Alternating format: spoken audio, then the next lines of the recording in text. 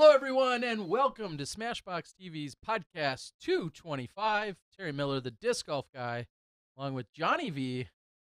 As I step back into You're back. the beautiful, glorious, amazing So SmashBoxx studio. happy here. Yeah, you are. I know you are. Feels weird. It's been 3-ish weeks. It has been. 3 full weeks since I've been here, and then some. Glad to be back.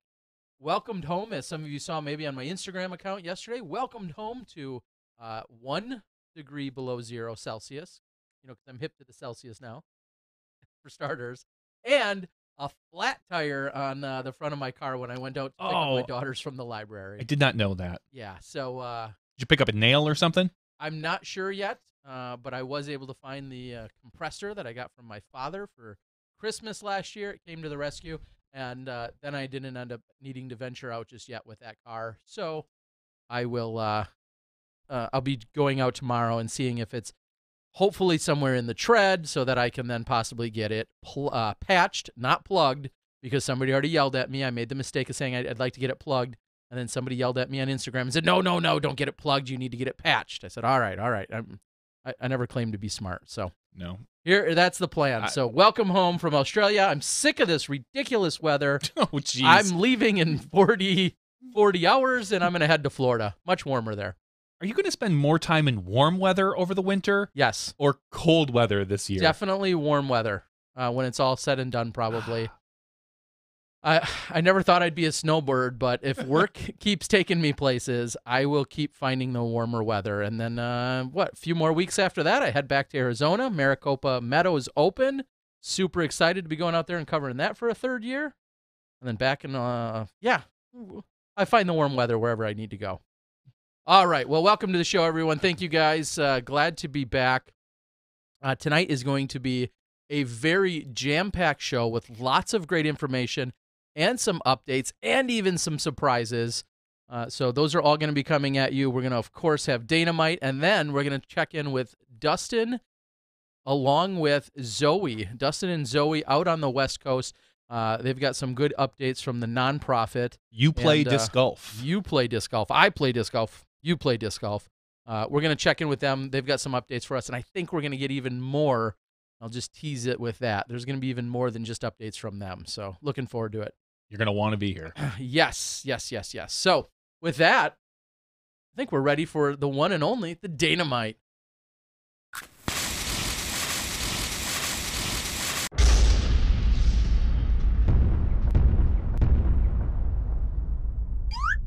Boom goes the Dynamite.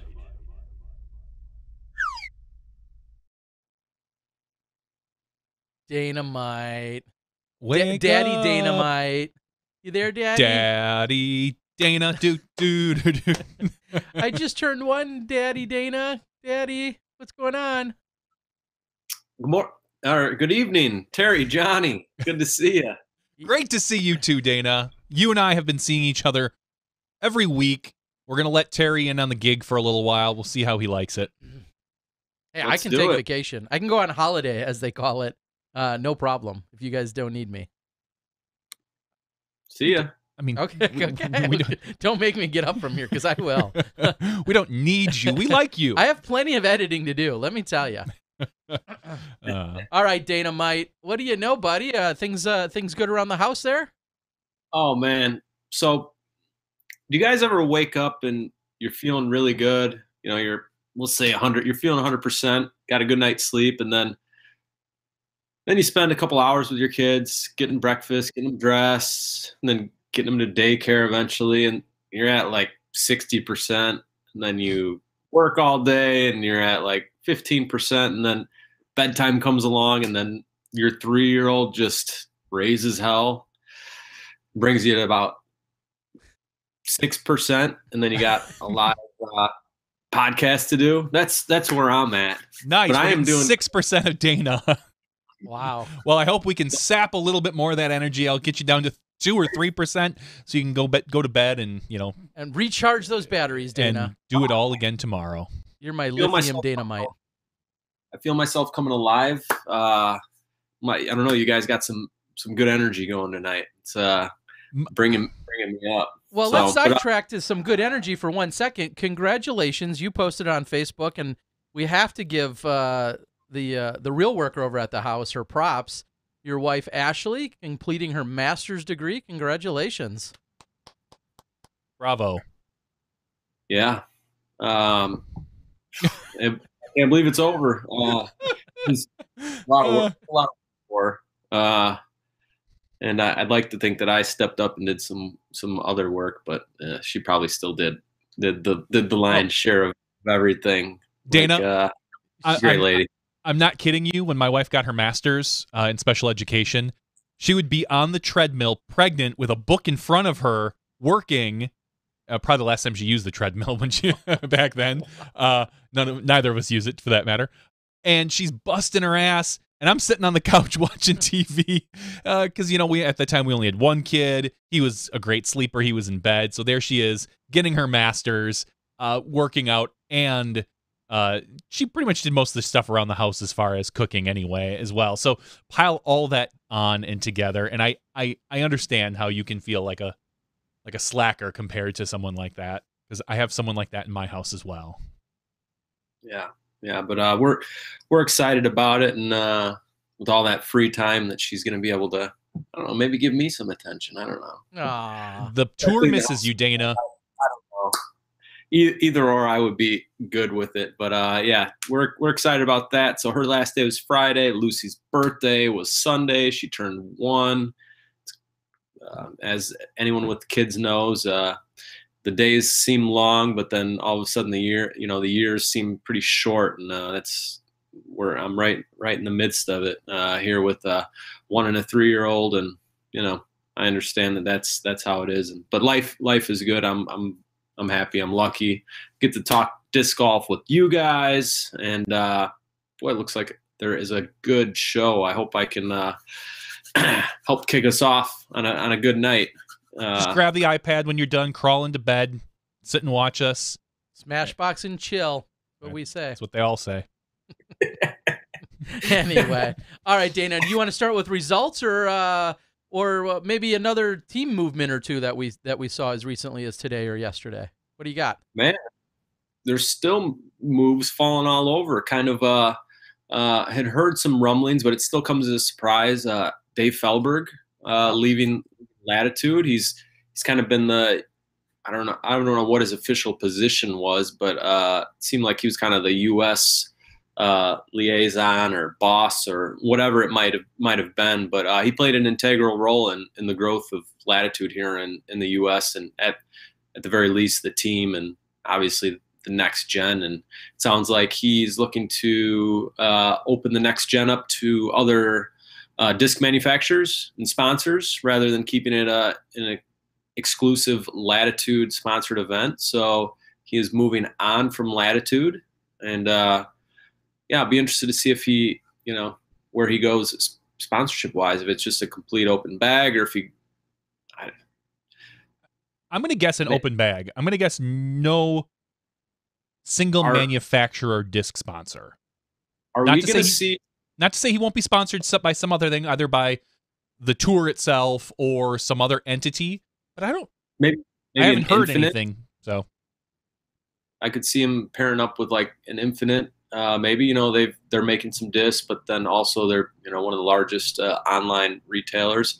It'll be interesting to see, and I'll be interested to see what his bag consists of. Does he go back to his 10-time AVR, his black putter from 97 Worlds? Mm-hmm. Was that Michigan?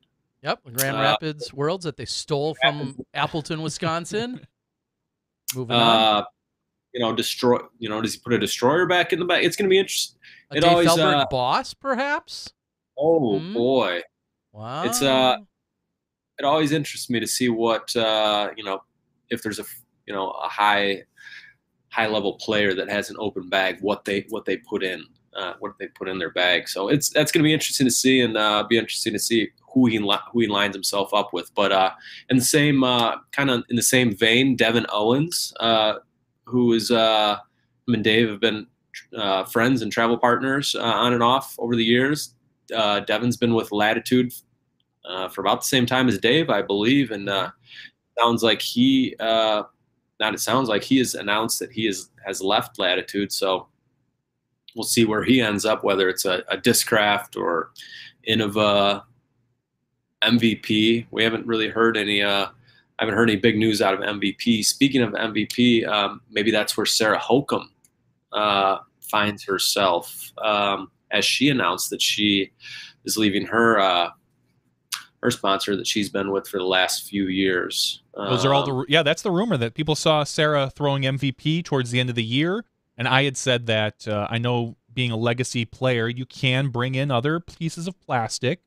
So that wasn't necessarily what was happening. But then obviously she announced that she was leaving Legacy. So all signs kind of point to an MVP bag, which would give them Sarah and Elaine King on the FPO side. Yeah, it could be interesting. And I know I'll be the first to admit, although I helped assemble the FPO coverage of the Hall of Fame Classic, I didn't have time to sit and listen to every single bit of the commentary, but I heard that somebody had said there may have been a spoiler of sorts, or maybe a precursor or some foreshadowing by Paige Pierce regarding Sarah within my own coverage, which is funny. I didn't catch it, again, because I put it together and then I put the track over the top of it and then we get it out as quickly as possible. So I didn't listen to it, but there were, I know, comments when people were talking about the Hall of Fame Classic. So that was back in October. And that's, when some of those, I think, rumors could be somewhat, they held a little bit more weight already back then. So maybe we could go back and maybe listen to whatever it was that Paige was possibly alluding to. So that might be where we see her. And then Dana, the other couple other names we saw, Chandler Fry, I think also announced yesterday. So I'm going to go ahead and ask the question. Doesn't sound like he was announced to going anywhere in particular at the time. But my question to you is, what are we seeing on that Latitude 64 side that they're letting go? Now they've lost Felberg, Wysocki, Devin Owens. Yep. I mean, those are three very sizable names, along with others like Chandler Fry and so on and so forth, and a few others. Rebecca Cox is actually re-signed with them. But is there there's smoke, there's fire? Is there writing on the wall? What does this mean? Do you have any idea? Yeah, well, I felt like when Dave came on and they kind of I think they put him in charge of assembling the U.S. team. They had a pretty big budget, and they went out and signed a ton of players, paid a lot of players. I want to say that the Latitude, we're not going to say, I don't want to disrespect anyone, but the players that, the 1,000 rated to maybe even the 990s up to the 1015s, were getting some pretty good deals, to whether they're getting X amount per month or whatever it is, but they were pretty aggressive. And I think that, maybe that dive into the market has kind of run its course, and now they're ready to kind of step back and maybe step back the budget, and see where, see how that goes for a few years. But I felt like they were really aggressive in signing and paying a lot of players over the last 4 years, and I think it worked. They had some great players with a lot of great finishes. Obviously, Ricky caught 2 world titles with Latitude, and then picking up those regional players that are kind of part-time touring pros / coming home and playing local events. Those players have a big impact in their areas. So it'll be interesting to see if it's a lasting impact, or if, say, for some of these players that aren't coming back, like the Chandler Fries or some of these other players that are going to be announcing soon, that they're also not with Latitude. If that's going to, if their local base follows them to their next sponsor, because that's that's their local guy. Do they love their whatever Latitude disc, or do they love their their local player? Does it not matter to them? That's one of those things that will remain to be seen. But yeah, I think it's just them kind of scaling back from that really aggressive push over the last 4 years. And maybe you're right. Maybe they do scale back, and in a year or two, they kind of reevaluate and they make a big signing with somebody else, a new up-and-comer or something along those lines. We're seeing that a lot of these contracts are 2 and 3 years. So I think we're going to see probably next year not be nearly as exciting, even minus the Paul McBeth thing. I mean, nothing can top that. But we're going to see probably the next year or so in this free agency that everybody has grown to love, it appears. I think it's going to be kind of cool for the next year or two, and then we're going to see some shakeups again. Well, I'd like to follow that up and real quickly interject that next week, we can talk about it. Rarely are we this far planned out, but next week we know at least one of our guests will be, in fact, one of the recently signed Kevin Jones. We originally were kind of going back and forth, and the timing didn't work out for tonight. And as we said, we got a really busy, full schedule here tonight. But next week, go ahead and put it on your calendar. We're for sure going to have Kevin Jones, and we'll have a few other guests besides him as well. But we'll be able to talk more in depth with Kevin as well, which is pretty exciting. Obviously, a huge pickup and one of the very sought after people here during this off season. Absolutely. Geez, can we fast? I know we got some great guests tonight. Fast forward to next week. That'll be a good one to tune in for. Yeah, you don't want to miss this week, though. Trust me. Oh no! Don't miss this week. I just posted as I was listening to you. I made a little update on the Facebooks, letting everyone know we've got Zoe and Dustin and a couple other high-profile guests to join them as well. We're going to be talking about a lot of good stuff here tonight, Dana. Last time you guys told me tune in, you don't want to miss this. It was about the worst hour of podcast that I was seeing. Yes, I'm referencing the Steve Dodge firing of Smashbox. And was I lying? You didn't want to miss that, right? You didn't want to hear about that the next day. You wanted to hear it right then and there. So you're welcome. This one will not be nearly as dramatic. It'll even go as far as to say it's a positive. Yeah. All right, Dana. So did you take a look at any of the, we all know things are winding down. However, did you take a look at anything going on either stateside or abroad in the last weekend of action? Yeah, absolutely. There were some events here in the U.S. that that caught my eye. A couple B tiers. One of which was in South Carolina, the Tupelo Bay Open, presented by Innova. This has been a long-running event on a golf course, and it's been an event that Jeremy Colling has really dominated. I don't know how many wins he's had in a row or how many wins total he's had out there at Tupelo Bay, but he tried to do it again this weekend. But after the two rounds, it is a 2-round event. He found himself tied with Corey Ellis.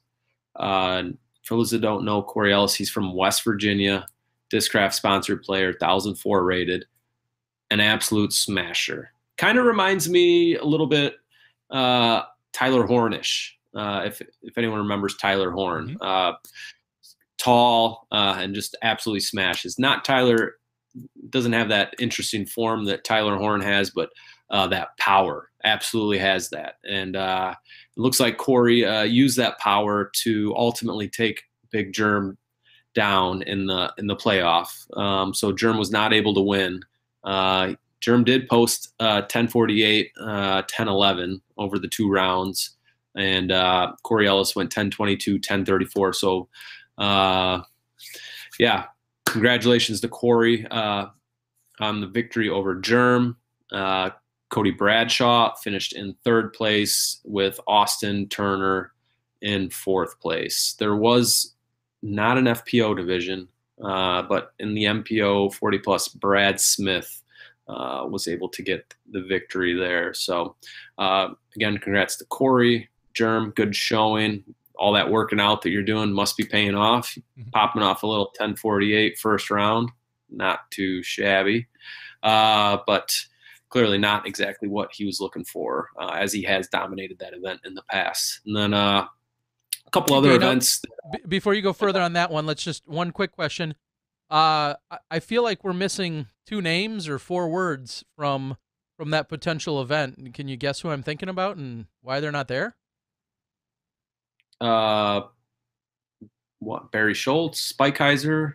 Yep, What? Barry Schultz. That's one name, 2 words. The other one just being the other BS. The BSer down there, Ryan Schweberger. Oh, Kind of yeah. surprising to not see either of them in that event. I don't know if they typically play it, and I'm just kind of pulling that out. I know that region. I'm pretty sure Barry has played that. I would have to assume in the past that Schwebe has. Any chance maybe Barry's on his honeymoon? He recently got married.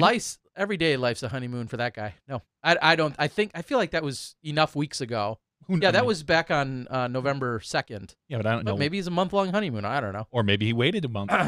Maybe. Anyway, my whole point was it's kind of surprised not to see either name on that list at that event. That's all.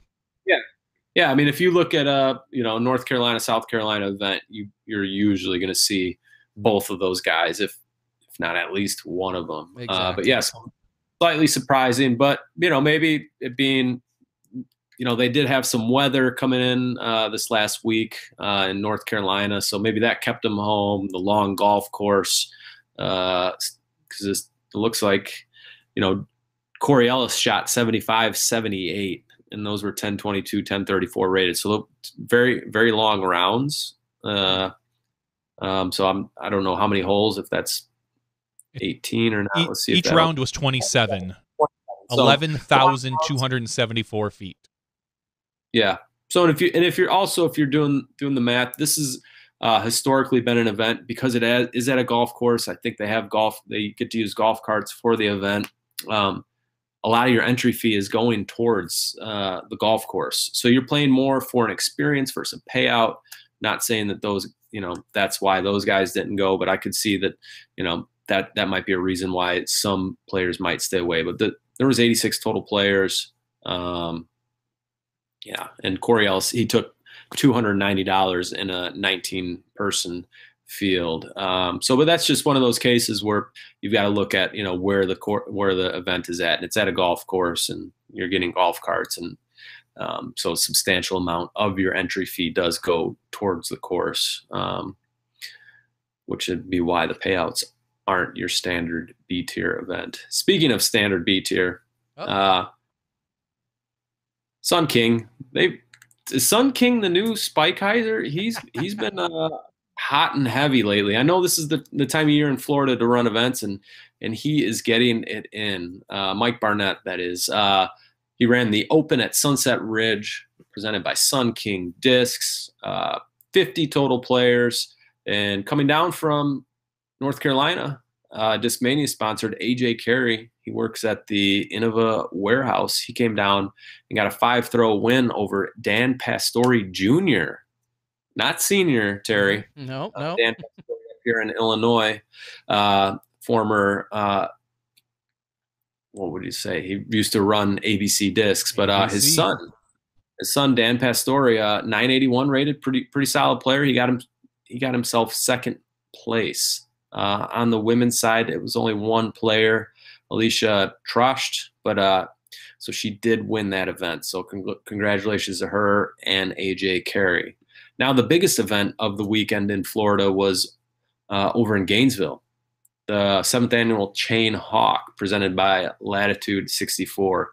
We had 85 total players, and if you were guessing ratings-wise who would win, you would be correct, because the top 4 rated players got the top 4 places, and they fell into line. So it was 1039 rated player winning, 1033 in second, 1003 in third, and 1000 rated in fourth. So to put some names to those numbers, Chris Dickerson came down and got himself another win, but it took him extra holes to take out Calvin Heimberg, aka Young Vinny, or Chimeborg, if you're following him on Instagram. So those guys shot some pretty good golf. Dickerson went 1030, 1061, 1035, and then there was a finals, which looks like it was 9 holes unrated. But Calvin went 1010, 1042, 1062. So really great golf. Calvin picked a stroke up on him on the on the final 9, but then was unable to hold on to the victory. So congratulations, Chris Dickerson, on yet another win. Congrats on beating Calvin in Florida. I think I had predicted a few weeks back that Calvin might not lose again this year. But I guess all it took was Chris Dickerson heading south to beat him. Finishing in 3rd was Cole Wehrheim. And then 4th, Colin Forehand. So congratulations to all those guys.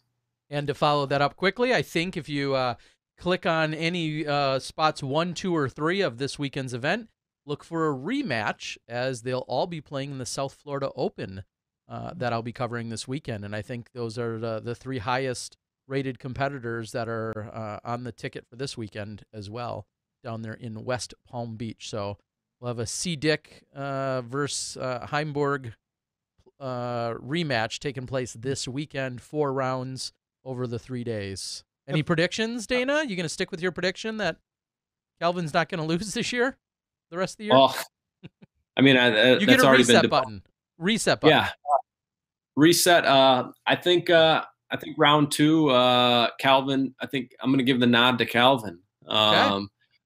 And the question is, I wonder if, I assume Calvin, since the season's still going strong in Florida, he's still throwing Innova disc, but he's a name that I'd heard tossed around that was might have been getting offers from other companies. So I was just about to ask that we have not heard anything from Calvin.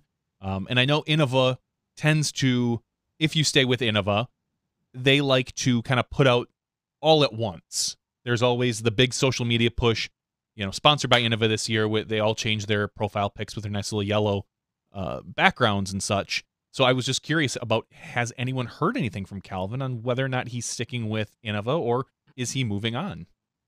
Well, Calvin isn't all that active on social media unless he's saying or doing something really funny. For instance, did you guys catch his first Instagram post? I did. Nice work. Yeah, someone, I think it was Kobe Geis, kind of, he said Calvin will not, he's not going to post until he has 1,000 followers or something. And then Germ got involved somehow. So then a bunch of followed Calvin on Instagram, and he's got no posts or anything. And then his first post is ripping on Germ for winning the US DGC in a rain shortened year. It was kind of a funny little jab. It wasn't anything serious or malicious, but very funny. Great follow on Instagram, Chimeborg. You guys should all go out and follow him and see if we can get him to make some more funny posts making fun of Germ. Yeah, he should have went even harder on Big Germ on that one. In general, everyone should go harder on Big Germ. So, I'm sorry, go ahead.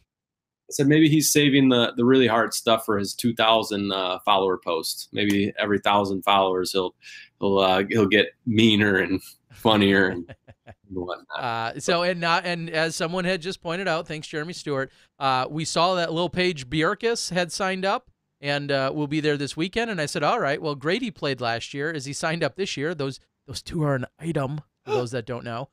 Sorry if I just outed you guys. But it sounds as if Grady just signed up last night. So Grady Shue will be in the mix, and Zach Melton will be in the mix as well. So it should be a good competitive battle this weekend.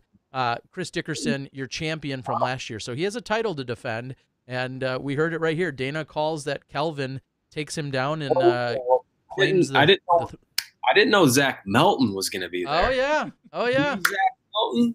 He's actually Melton.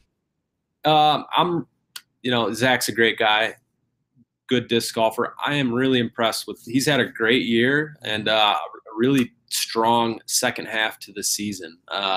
Impressive stuff. He's even beaten Chris Dickerson maybe once or twice, which is very difficult to do. But so that's interesting. That's gonna, man, I would love to watch those rounds. Maybe next year when you get the footage out, I can watch. Maybe. Yeah, it will probably be early next year. I got a whole announcement later about footage that's out, that's going to be coming out here, and I'll touch on that a little bit later. But yeah, South Florida Open, 4 rounds over 3 days. Do not wait up for it for the next day because it's not coming the next day if I'm filming 4 rounds. But it should be a lot of fun. So looking forward to the action this weekend. All right, Dynamite. I know we've got a whole slew of people on the line. Any parting shots, final thoughts here before we let you go? Oh, man. Just I'm trying to think of on the spot, a big hug. I was wanting to get back to giving big hugs every week, but I just don't have any. I think I'm going to give myself a big hug because I think I deserve it. Okay. So sometimes you just have one of those weeks, Dana. I feel you. Yeah.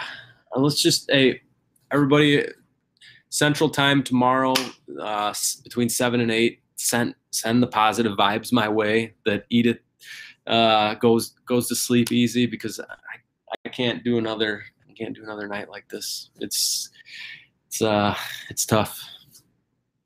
All right, Dana. Well, you're a better dad than me. At least you're home once in a while. So you got that going for you. All right, buddy. Well, we appreciate the insights. Get some much-needed sleep, and we look forward to maybe I'll check in with you over the weekend, give you the updates, what's going on from Florida. But if not, we'll certainly check in with you come next Tuesday, buddy. Yes, check out the bags of some of those players that haven't made announcements. See if they've snuck any new discs in there or different discs, and maybe you can break that news. But I'm not afraid to go snooping around some bags. All right. Yeah. See you, buddy. All right, Dynamite Vitchy telling me to get sneaky, look around. Yeah, I mean, basically go Facebook Live from your phone and then just kind of sneak over.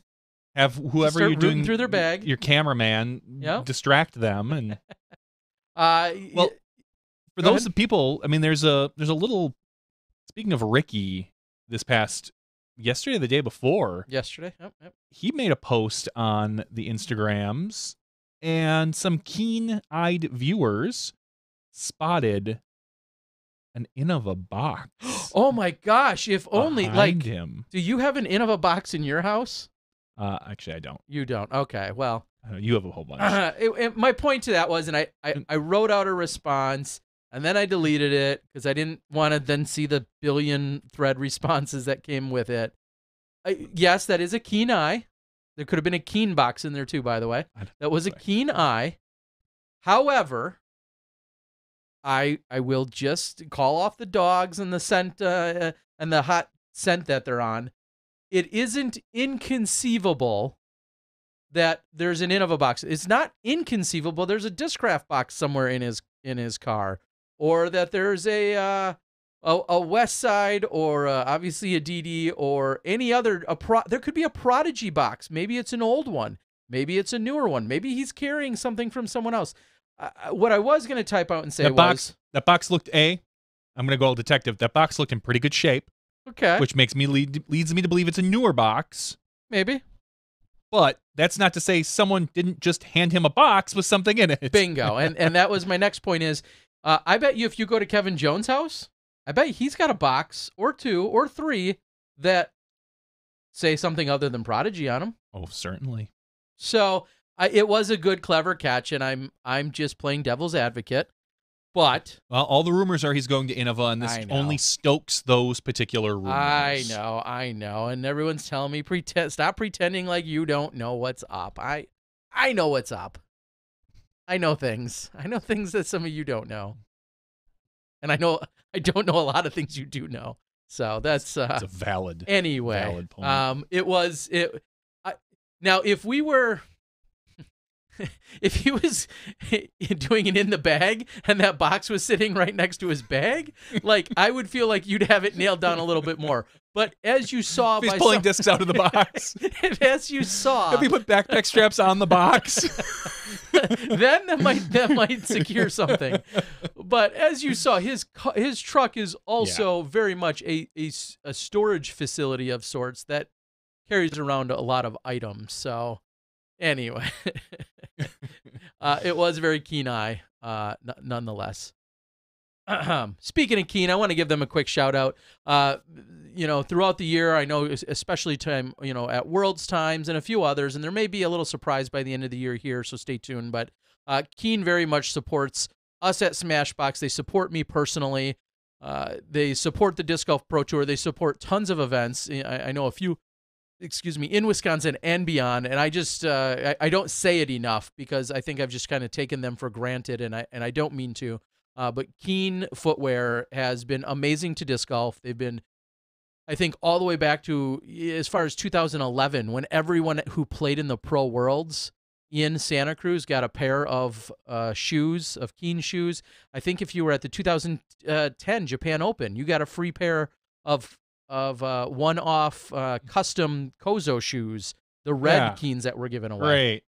For people with normal feet, up to size 12. People with normal feet. And then there's a few of us like me and Yeti are sitting there with size 13s because they tend to run a touch small for the Keens. Anyway, point being, Keen has been amazing. They're amazing to us. They're amazing to me.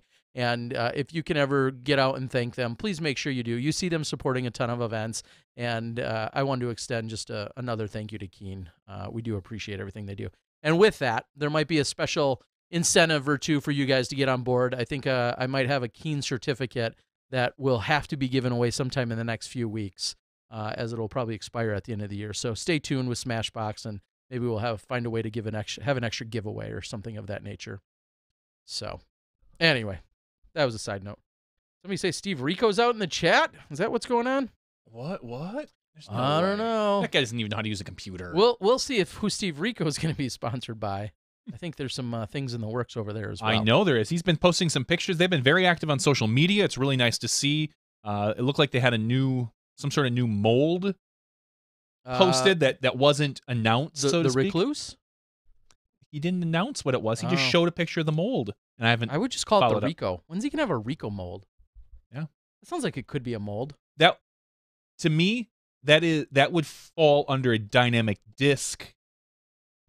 Because Rico is the law usually used to bust they were used to bust the mobsters, the Rico laws. It's like tax evasion stuff. So to me, that would feel like a dynamic disc, but there would be no shame if Steve Rico took the Rico disc. I think it would be funnier if DD came out with it, though. That would be pretty great.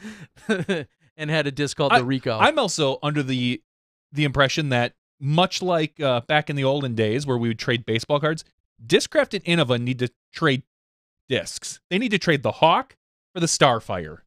Just the names. Yeah? The Hawk fits much more with Innova. The Starfire fits much more with that's Discraft. Some deep thinking, buddy. We were there was a big discussion about discs and names. So it's not original. No. Well, no, it was original that I thought of it, but we were all talking about it in one of the chat rooms a while back, and that was my thought that Innova, they wrecked us when we were younger, that it's so hard to remember some disc manufacturer names, such as DD has all of the criminal and law enforcement themes. Innova had the corner on animals, with the exception of the Hawk, and then they started coming out with like the Destroyer, and just wrecked us. And then and then Discraft started coming out with insects, wasps, and buzzes and stuff. Yeah.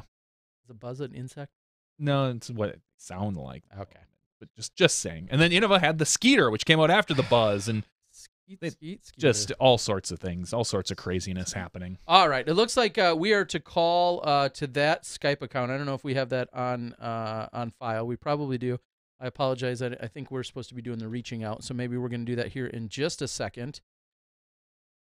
And we'll see if we can get Dustin and Zoe on the line. All right. Jimbo Slice says they hit an ace today. Congratulations. Congratulations. I don't see either of those two names that I have.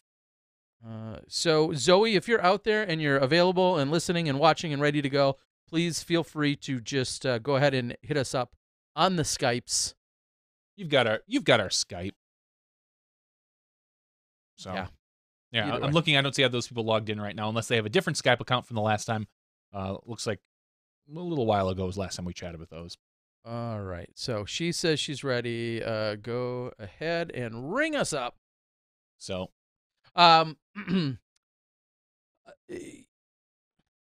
real quick PSA. Also, and I know the registrations for many events are continuing to roll in. Go out and renew your PDGA membership. I said it a few weeks ago. I'll say it again. Get it done. Get it taken care of, because when some of these registrations are opening for some of these events, I saw an event the other day that said it sold out in like 3 minutes. I believe that was in Colorado. No surprise. Go out, get renewed for the PDGA so that when you are ready to go and get signed up for an event, that's one less thing that gets you hung up. And while you're at it, you should probably just get yourself certified. If you want to play in any PDGA majors or do anything of that nature, you've got to also be a certified official. It's an open book test. You can take it as many times as you need to. So even if people aren't smart, they can get help on them. And then once you've passed it, you just pay the $10 certification fee, and you're all good to go. So there's your PDGA PSA. And with that, we've got a couple of UPlayDG. Dustin, Zoe, what's up?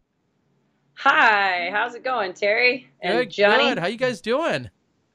Oh man, well, you know, we're back in Oregon after our busy, long, and extended season, disc golf tour season. We've only been home for just a little over 2 weeks. We're in our third week now, and it was just such a packed, full, busy tour season, and then just professional year, which is what we're going to talk about, is all the pride and the accomplishments and the things that are happening with the nonprofit. But, you know, we wouldn't even have been able to be at this place to tell you all the great news if Dustin and I weren't, you know, touring professional disc golfers that have been avid players and interested in this game and promoting it and being involved in it, competing in it at the highest level. Everything really in all of our work professional efforts come from just our root ball love for disc golf, and you know, all of the connections and the places and the people and the events we've played.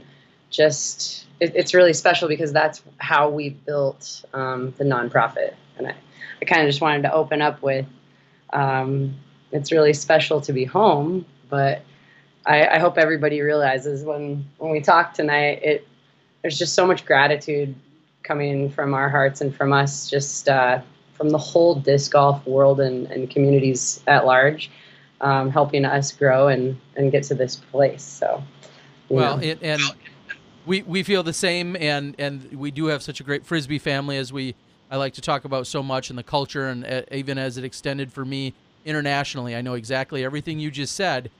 I'll follow that up and say multi-million-dollar companies and lots of places and people and companies can grow and thrive and succeed without ever leaving their desk or their chair. However, people like yourselves having that one-on-one connection, being in these places, having the experience of touring professionals and having so many friends within the community, and then having a background in education and that one-on-one hands-on experience, those are all ingredients that help you grow and thrive that much more successfully and maybe even quicker. I mean, a lot of people can run a great company from their desk or from their office, but when you guys get to have that jump start by being fully involved in every capacity of our sport and of our game, it rings true, and it comes through in your drive and your passion, and then ultimately in your success. So it's awesome that you get to go out and you can talk the talk and you can walk the walk along with it, and that's awesome. Well, thank you. It's a constant building progress, you know, that you can't let up. You just have to keep plowing through, and sometimes we all have had ideas that maybe never really went anywhere, and we spent countless hundreds, if not thousands of minutes or hours of our lives on. And you have to go through those things and experience all of the process of why it didn't work in order to know where to go next. And this has been a huge year of learning and building just in that manner. So let's give everyone a real quick, if they're not up to speed, explain exactly who you guys are and what you're representing and the big picture. Yeah, that's a good idea. That's perfect. So for everyone out there that's a newer viewer, you know, my name is Zoe Andike, and I've been playing disc golf for, I don't know, something like 15 years, but just over a year ago in August, I started a nonprofit with the help of my co-founder Dustin Keegan. Dustin Keegan, and tour partner and best friend. And you know, 1 year ago when I was on your show, Terry, it was just me by myself. Dustin, I think, was still on tour, actually, and I had come home earlier. And a year ago at this time, I told you guys about our very first ever fundraiser for the nonprofit. But at that time, it was actually called Disc Golf Universal Play.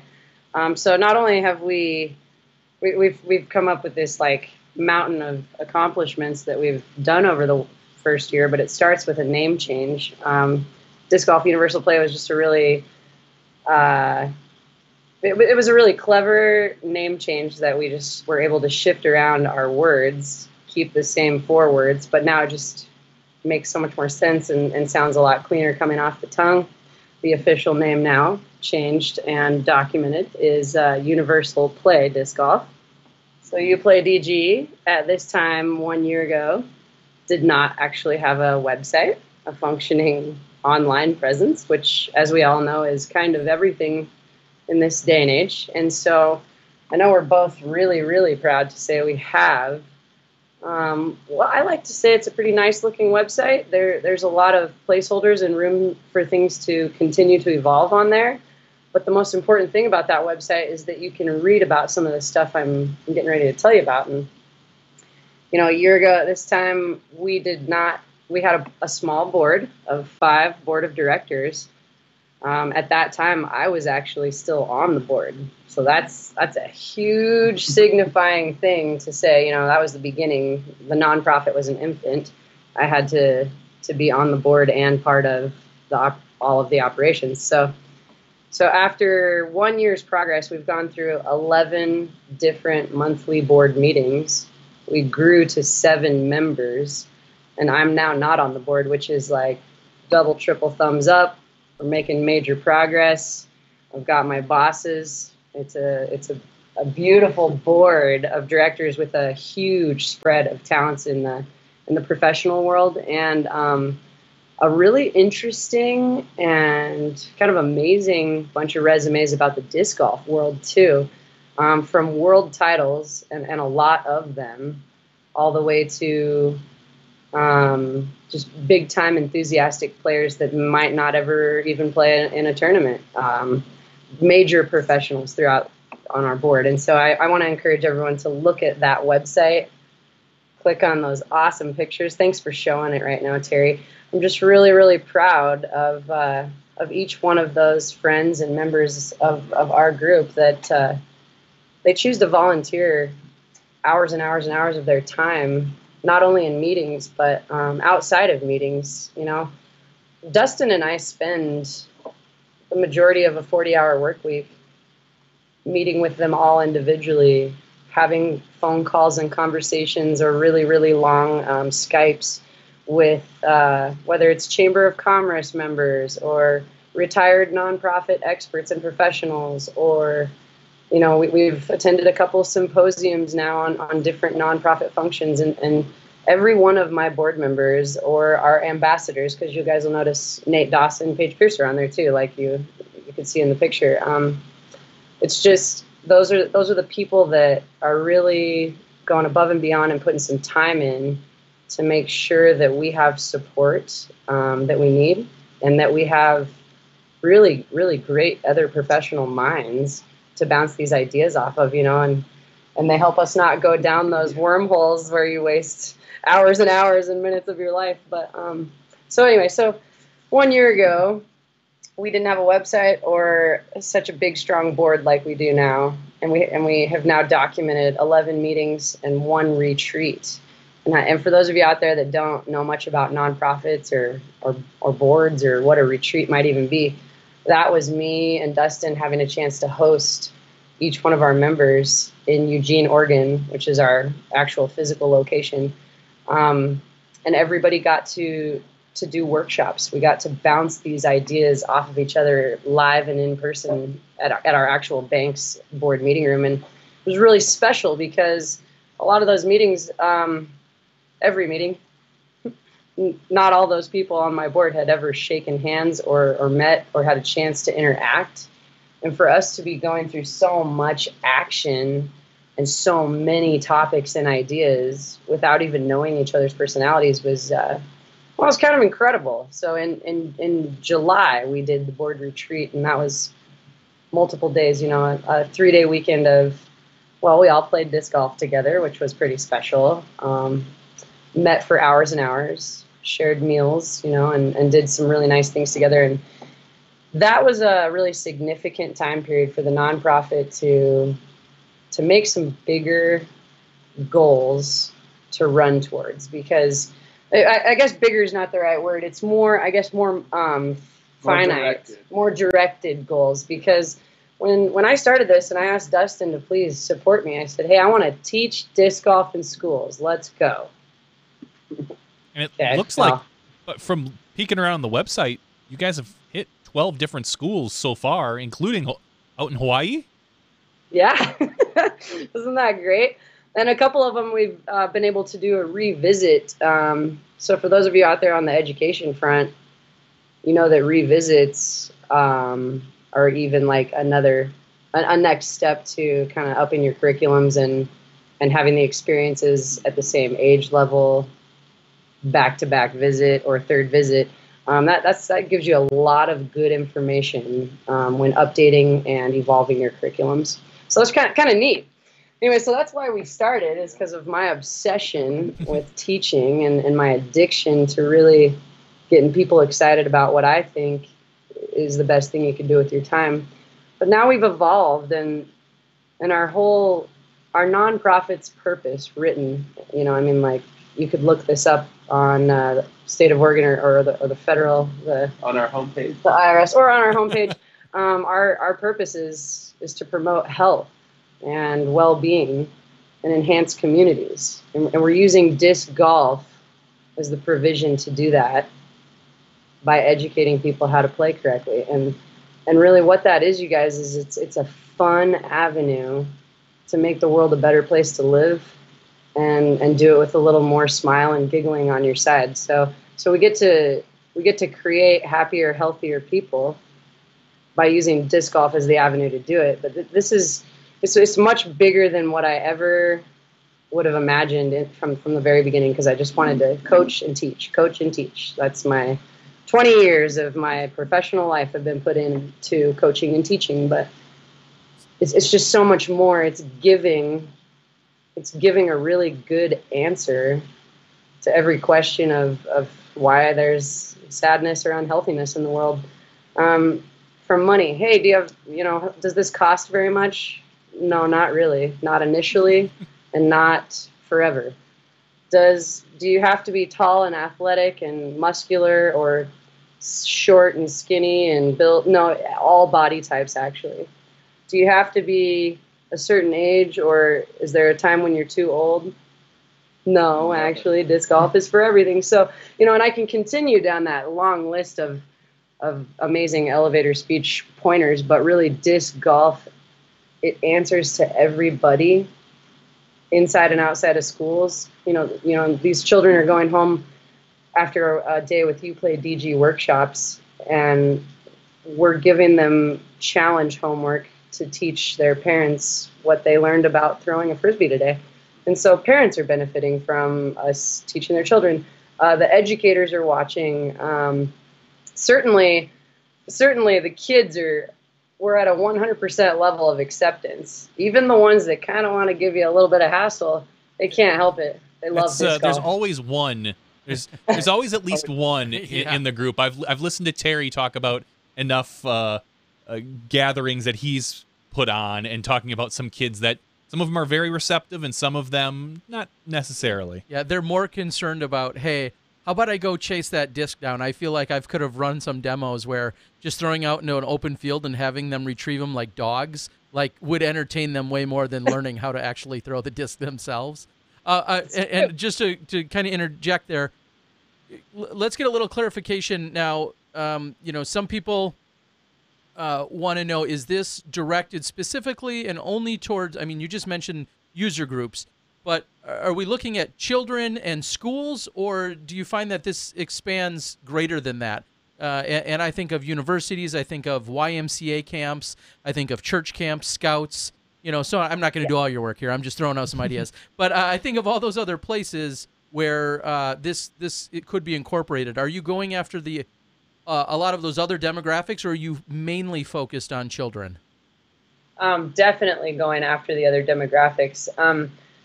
We have the most experience and credible hours teaching from kindergarten through 12th grade in schools. However, we have gotten to do summer camps. We've done them with Parks and Recs, and we've done them with, we did do YMCA. River Road was also, yeah. So then church groups always have really regular annual types of camps, and they're always really interested. And then I know this sounds kind of, you know, different, but disc golf is for everybody, and really helps bring people, you know, different kinds of happiness. But inmates or type of work party crews that are almost kind of detentional, if you will, they can seek a lot of benefits in learning to play disc golf. We have a little experience there. I mean, one of the bigger things, special needs, both in schools and out of schools. We've worked with the special education, either department or special needs group, and from very high functioning to very, very low functioning, disc golf has done some incredible, I mean, life-changing experiences for me watching while I was teaching. It's just so impactful. And then lastly, with all those kind of different ways to market or help or insert disc golf, I've had an opportunity to do a family reunion, wedding, corporate wellness, because corporation large, you know, I think you guys had me on when I was doing the Intel fundraiser work and teaching some of the employees. You know, Intel has a large campus in the Portland area, 40,000 employees, and they were using disc golf as a way to gain the company's kind of like, I guess you got like credited for health and wellness type of efforts. And so, you know, even in corporate wellness events, but weddings, birthday parties. Yep. Yeah, you know, it's really, disc golf is a good way to make a group that's uncomfortable around each other interact. We all have family gatherings or maybe even work gatherings. You know, they don't have to be a corporate wellness event. Maybe we have a work thing where we need to take it to the work meeting to break the ice, you know, so that there's all kinds of markets to tap. I just have so much fun teaching and educating in schools. I hear you. Those are all great avenues. And I think almost every single one you've touched on is something I had at one time or another a similar experience with. It's fun, it's exciting, and all these different groups and so many applications. I remember when the very first portable basket, which was a Ching basket, was created. I brought that to my corporate place where I was an intern in college. I brought it there. That turned into a unique annual fundraiser for raising money for the performing arts here. And it was so outside of the box, but people would come over to our cubicles and putt, and then that's how money was raised for the Performing Arts Center. And again, that was only because of the invention of the collapsible basket, which was, I'm going to date myself, like 98, 99, you know, that general time frame. I think I still have that one in my garage. So there's a lot of options there. So I got a quick question for you, Dustin. We have this excitement and enthusiasm, and Zoe very much full steam ahead. You know, we've always had that enthusiasm from her. How do you? You've obviously spent a lot of time with her, traveled around the world with her. How do you and others attempt to match that enthusiasm? How do you guys bring the noise every single meeting and every single workshop? How do you keep up? Well, you can't really keep up. You gotta understand that first. Yeah. But really, it's the overall mission and just like her passion. It's easy to see how much it matters and how much it means to her. So when you see someone that invested, it's pretty easy to follow with your investment level and how much you want to give to it. I believe in this mission. Like, we've grown so much over 1 year, so if the trend continues in that way that we've been growing already, then, you know, it's only going to get better and better and better. And I excel at listening, so I'm kind of the ear when you're around Zoe enough, you have to excel at listening. She's got a lot of good nuggets there. So I'll follow that up and say, you know, we've seen and obviously everyone knows and is aware of the amazing work that Edge has done and continues to do. Jay and Des and John over there throughout so many years have worked so hard. Some may find some similarities. Obviously, there's going to be some of those that cross over. Some are a little bit different. So all fair props to everything they continue to do, as a lot of money is so helpful to their efforts.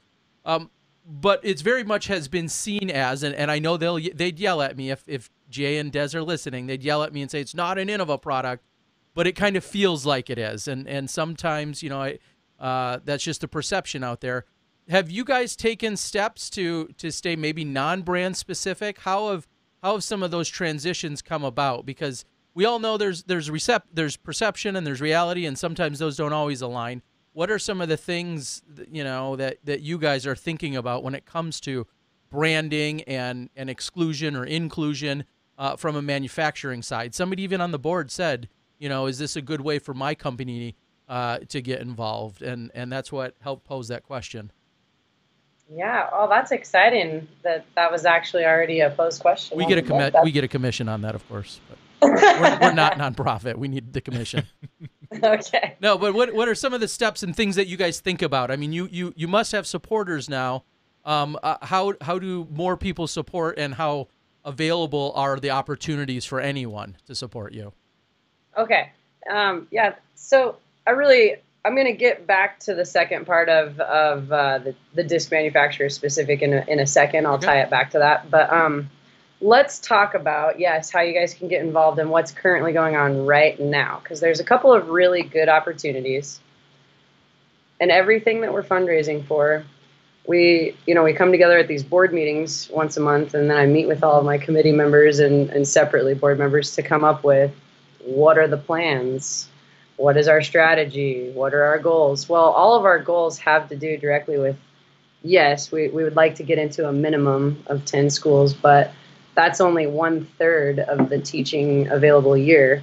So then we also talked about, yes, repeating some of those camps that I just talked about, but then newly adding for this 2019 year, Dustin and I have already booked and planned for ourselves 2 different really, really special educational workshops with educators internationally and educators right here from other sports locally in Oregon to kind of solidify and get a product that's a little more fit for the public out as far as how to help you be able to teach.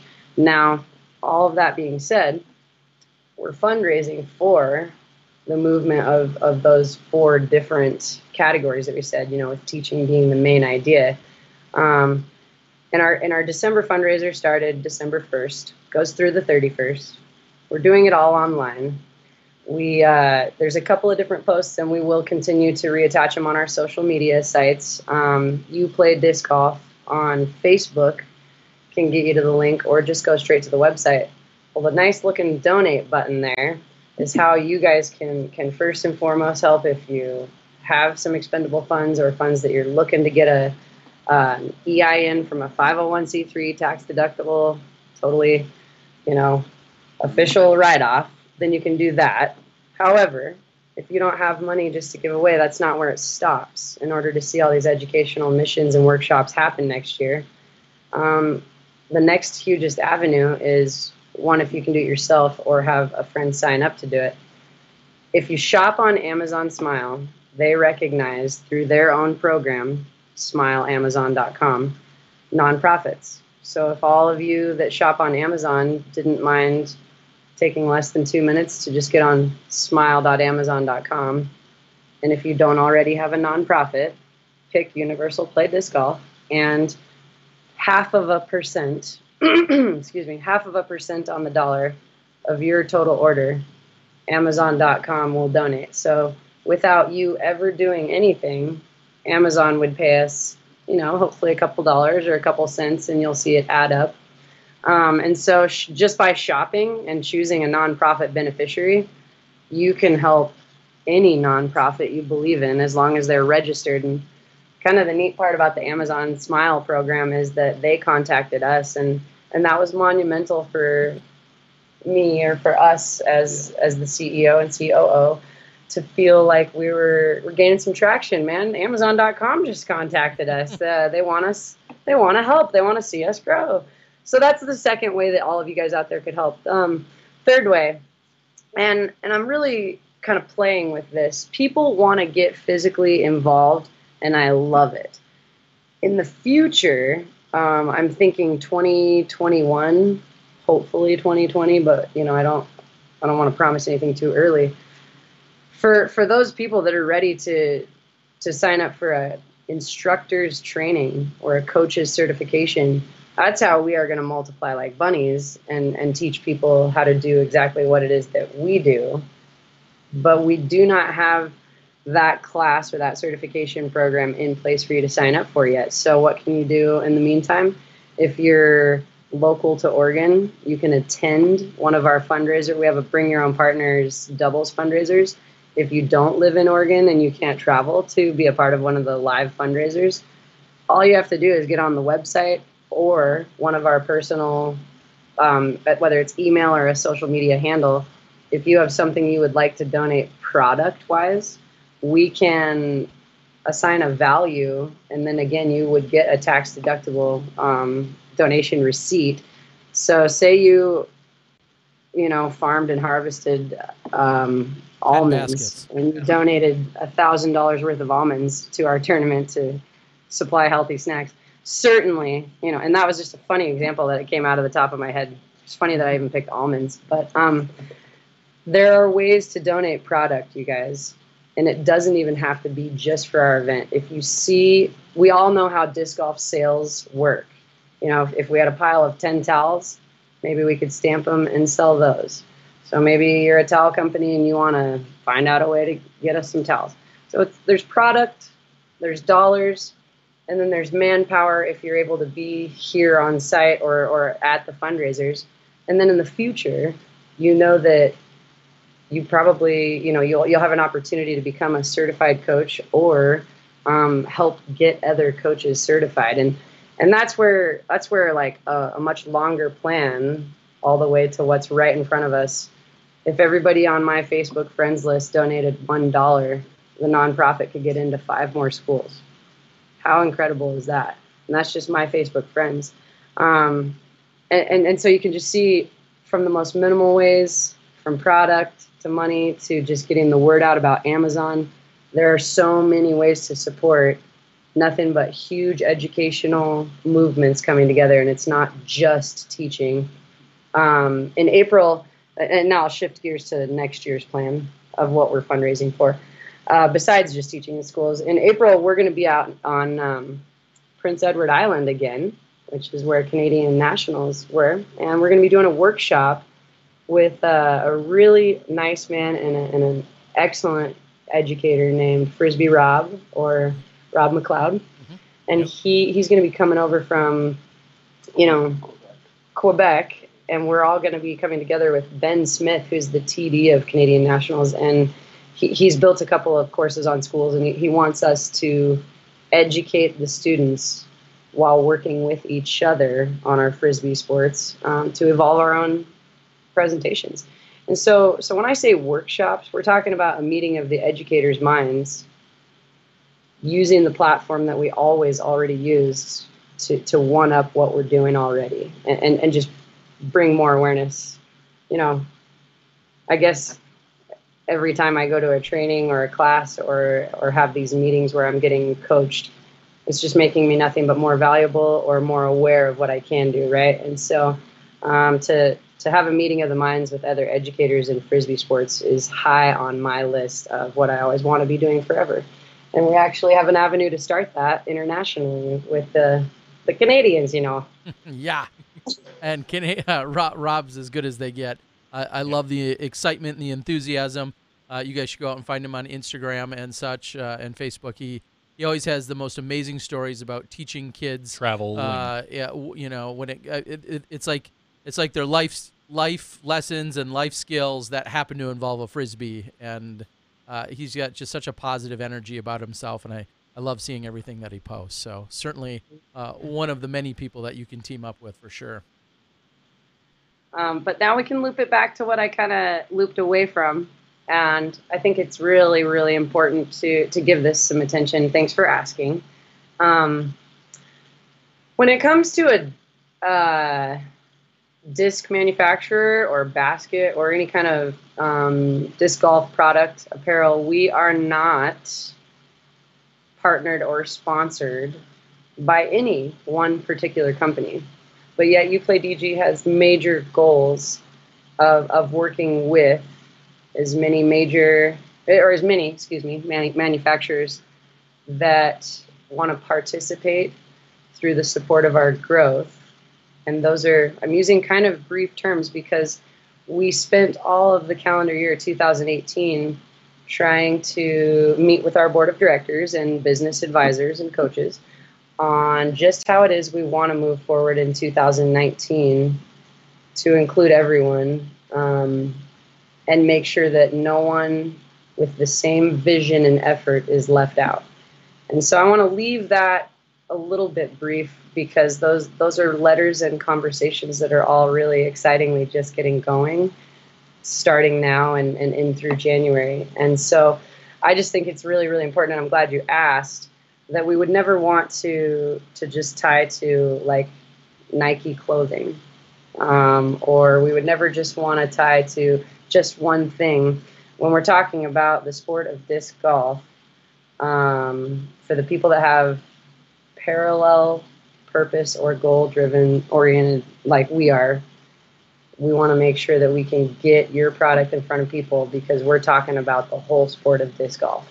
And so I'm gonna kind of leave it there. I guess you could ask me anything else about that, but I think that follow-ups and updates will be seen through our website. You will see a dynamic disc logo on supporters right now on the website, but what that signifies is we were able to get a screaming good deal for the discs we purchased for our fundraiser tournaments to help the nonprofit make money. And those were event specific, and it was kind of for obvious reasons. We're just new. We're in the phase of, we haven't had enough time to ask everybody yet. No, and I think that's great. And I'll almost selfishly bring it back to my visit with Simon Feasy over at RPM Disc in New Zealand, and his whole crew over there. We were talking about ways to grow and to thrive. You know, of course they want to get their discs out there, but they want to be impactful. And I think about it, whether it's a small or a large company within disc golf, we have more and more manufacturers coming into the scene every single year. And when I looked at what they're doing, what really, really spoke to me is one of their first ever molds was a recreational, like frisbee flyer type disc. You know, it was like an ultimate or a throw and catch style disc. And they, you know, I think the official name is like RD1, as in like recreational disc 1. And that was the first mold that they came out with. And so when I think about their vision and how they want to grow, yeah, they're in a small place being in New Zealand at the moment, but when you have somebody that's wants to think globally and wants to improve the entire frisbee and disc community, I look right at them instantly as I just spent time with them. So knowing that you guys are open to that inclusion, and anyone and all of these companies may have something that can be of value to you and your growth, I see that as a very symbiotic relationship as you team up with other companies and organizations, and that's awesome. Yeah, well, thanks again for asking. Like I said, I wish I could go further with it, but that's just part of our evolving right now, and I look forward to checking back in more. And I encourage everyone out there that's watching this to keep an eye on that website. You'll see the evolution as it happens if you're watching the website. And again, to support us, like our pages, follow them, and there will be continuous new coaching methods on what you can do to support us on those handles. So please, I'm a creation machine, and I have a skill for talking. I don't slow down often, and I don't listen the best, but at least I have other people that do that with me, and I can continue to create more ways to support us, right? Well, what I would say is, if anyone's thinking about buying like a house or a car, just make sure you get it from Amazon Smile, and then the percentages come to you guys. I mean, that's a no-brainer. Your next house purchase, get it from smile.amazon.com. Make sure you've got UPlayDG in there, and you're set.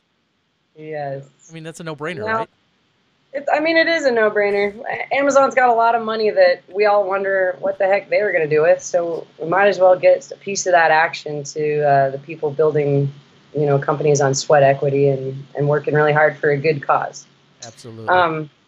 And talk about working really hard for a good cause. Again, on the UPlayDG subject, I want to tell you guys a little bit about where I am right now currently. You're sitting in a room, and I'm looking around at some of the artwork on the walls. Yeah, any guesses, Terry, Johnny? Well, that's a picture from Arizona, from Fountain Hills. So maybe, and the last time I saw you two, it was in Scottsdale. So, and that picture's from Fountain Hills. So you're probably in like Scottsdale, right? Yeah, I mean, almost. One would think, especially with that really awesome picture. Kind of wish I was in Scottsdale right now. No, I've got a better idea. If you're looking at the wall in the back behind Dustin, that looks like a wood cutout of the state of Ohio. Oh, yeah. Okay, so they're clearly in Ohio. They're in Ohio. With a D hanging down for Dustin. So Dustin's on the bottom side of Ohio, literally with him and the yeah. No? We're getting closer, almost, even though further away geographically. Okay. Last hint. The lady in the picture behind me is... Oh, that looks like four-time women's world champion? Yes. That's definitely a Val. So we're coming to you from the beautiful, beautiful location of Bend, Oregon right now. I used to live here. I love visiting here. Why am I telling you and making such a big deal out of it? Well... As you might have seen on the website page earlier, one of my favorite board members, and they're all my favorites, but Val Doss sits on my board of directors as the secretary, and then her husband Nate is a huge supporter and one of our lead ambassadors for the program, for the nonprofit, and we're here in their house because we just took a trip over, from really Portland via Eugene, and if we don't make time and schedule time to meet with in person, not just on the phone and online, but in person with Nate and Val, I think we'd really miss a lot of opportunities. So we drove all the way over here to have 2 nights worth of and a day worth of meetings of the minds, to talk about really good ideas, check in on where we're really at with the fundraising and new approaches to get people excited about the health and wellness movement. And then Dustin and I kind of separately from the nonprofit took on a pretty big responsibility for this year. And I'm not trying to give it too much attention during this podcast because I want UPlayDG to be the major focus. But something fun to announce is that Dustin and I have decided to co-tournament direct the Portland Open Pro Tour this year. Wow! Bravo! Heck yeah! And that's exciting. That's a big step. Yeah, especially because I said I would never run a sanctioned event. I was just into fundraisers, But why not do a pro tour? Yeah, might as well. Now here's the good twist that I love. In talking to Steve a little earlier today, Steve Dodge over at the Pro Tour, I'm not sure if I heard him mention or not that all fundraising and sponsorship money goes to UPlayDG as a fundraiser. You guys aren't going to pay out anyone? Is that the plan? Because that's what I would do if I were you. Yeah, so if we could do that, that'd be great. Man, all the players will get on board with that. Don't mind. Come on. Like they don't love kids or something. The only reason why I wanted to bring up that Dustin and I have decided to take on such a separate but exciting event right here in Portland is because it has a lot to do with why we're sitting in Nate and Val's house right now.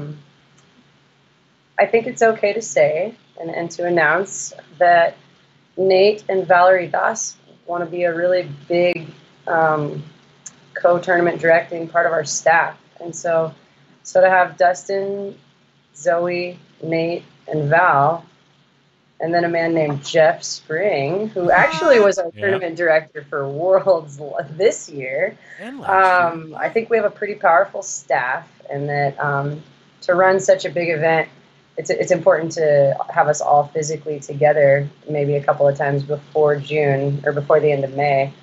And certainly every single one of those names, I want to pick their brains all the time about how we can be more productive and maybe more efficient as a nonprofit. And a lot of the times you want to have these conversations in-house or within your own board and committees. But I also find that when you reach outside of just your people and your crew, you're turning over stones you never thought you would turn over. And the brilliance of being able to meet with Jeff and Nate and Val and Dustin and I all at the same time, it really drives me personally as the CEO of UPlayDG to do more and to do it better and to try even harder than I'm already trying. And so it's really special that we're here. It's really special that we have such great friends and great professionals that we get to regularly meet with. And it's really special that we got to just announce a lot of big news there to you guys. Well, thank you for the exclusive, as we like to call it here.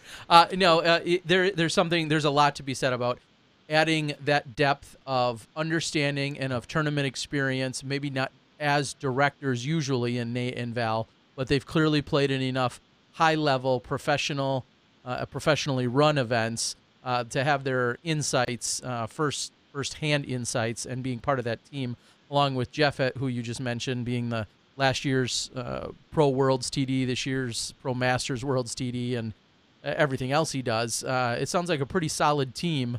And if I recall, there was even an adjustment on some of the timing with the event, right? Because I know the National Tour and the Pro Tour announced schedules, and then there was a little hiccup over there at the BSF location. And then ultimately you guys had to be a little bit flexible and make some adjustments and switch weekends even, right? Yeah, and I think those kinds of scheduling, like snafu or scheduling burps or hiccups, they're going to come up in a lot of different situations. And the real key to getting through those kinds of situations smoothly is communication and respectful communication. And I like to believe that our solid friendships that Dustin and I have cultivated, and I know that Jeff Spring and Nate and Val separately have cultivated with the Stumptown Disc Golf Club and the Jeffs that run the BSF. We're all on the same page, and we all really want to support each other. And that, I think, right there is the ticket to disc golf going to the next level and really being professional, is the respectful and efficient communication between all arms and legs that are trying to operate and swim through this big, huge ocean. If they were trying to kick and we were trying to pull, I shouldn't try to make a swimming analogy out of this one. I'm just saying, if we weren't in good communication and we weren't smart enough to be amazingly respectful, let alone great friends with these people, that might have been a tougher situation, but we all got through it pretty easy. And I'm really proud of us and the Jeffs and the PDGA. And thank goodness again that we have the brilliant minds working together that we do. Is there going to be a prerequisite that your name has to be Jeff to be running a big level tournament? You got, like you said, the Jeffs over there and Jeff Spring.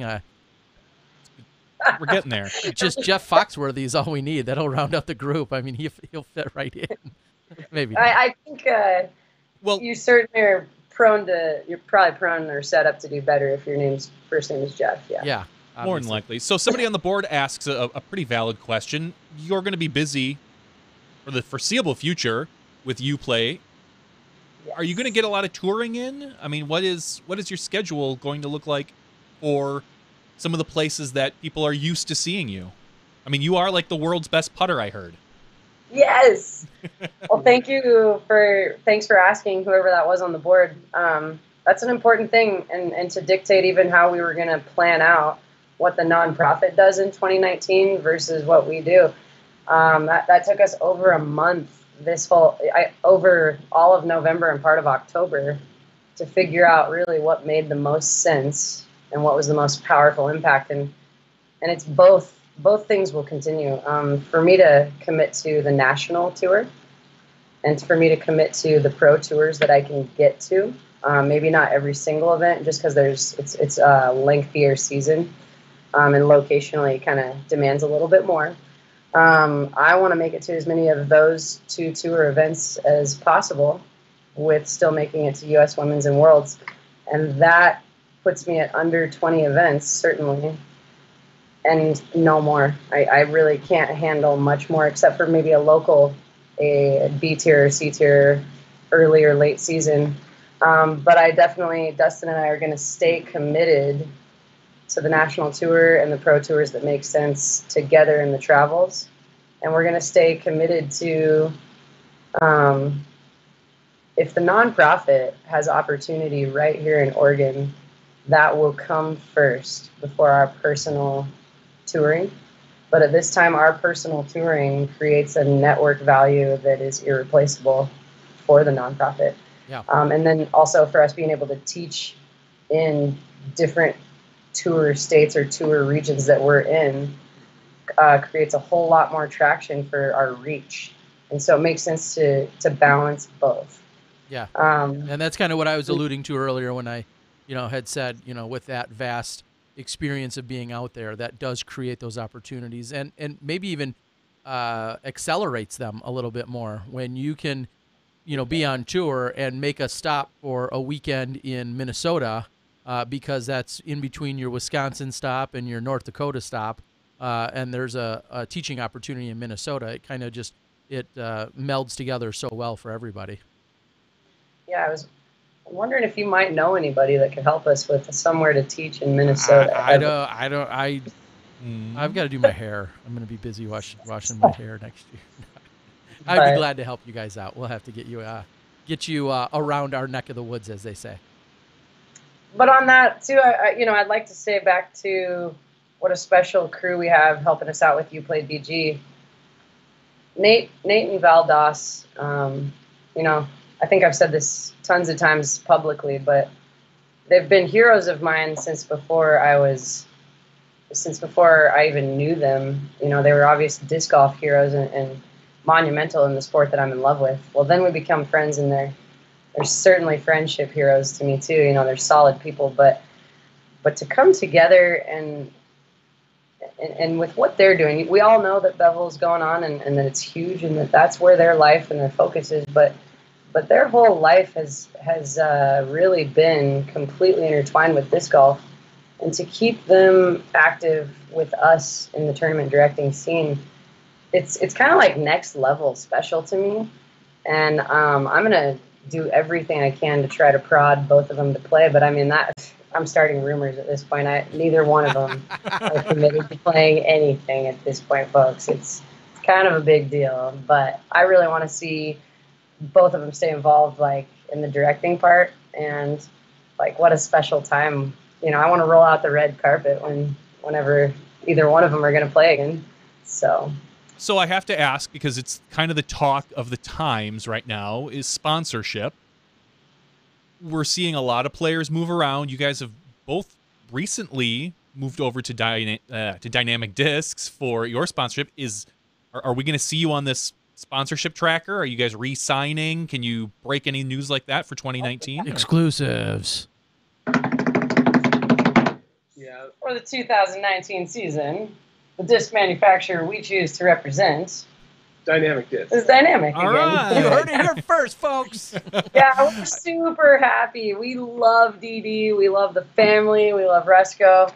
We think all the changes are exciting and fun, and we're just looking to support all of our friends that are changing teams or not. Like the tour is the tour, and the disc golf just keeps getting more exciting. But we're sticking with DD for sure. All right, Yeah, it's good to hear. I mean, we've got friends everywhere, but obviously we've got really close friends at DD as well. So it's nice to see you guys find a good home. So What else do you have? Anything else left exciting, or have you given us all the exclusives we can handle tonight? Tonight I think we did a pretty good job. There's a lot more to tell, but we got to do slow time releases. I think it could be a little too overwhelming for tonight. I want everyone to keep their eyes on the UPlayDG website, and then again separately, but very much same kind of cross traction. The Portland Open. You know, I think we're going to debut the launching of that website later in this month, and the two things will be working so closely together, just because of our staff. That if you guys could all just keep an eye on those websites, keep an eye on all 5 of our social medias, and we'll be back on Smashbox too. I guarantee Terry will find the right time to schedule some of these time release exciting updates. Absolutely. But for tonight, I think just if I could bring it back to UPlayDG one more time, you guys. We're in the middle, almost the middle of the month of December, and I did want to tell you that we've raised just a little bit over $2,000, and that's huge for the nonprofit. But again, we're only halfway through the month almost, and our goal is, you know, I wanted to say softly that if we could get to 5,000, I would be blown away. But if we got over 5,000, it'd be insane. So please make a note to a friend, like the social media handles, sign up on smile.amazon.com. You know, there's incentives even for you to get a putter or a mini or a place on our website through this fundraiser. $25 gets you a mini, $50 gets you a putter, $100 gets you both signed, $250 gets you the set, and if you want it, a place on our website under the supporters page. So we even have incentives this month, but I think it's really, really important to bring the traction back to UPlayDG right now. And it's cool that we name dropped Jeff Spring, Nate Doss, and Val Doss, and know that why the supports are all they're separate categories. Really good things are all working together, and we brought it up tonight to bring traction to UPlayDG. But in the next couple of visits and more time releases happening of information, more will be shared. Awesome, very cool. Real quick, how long are you guys going to be there?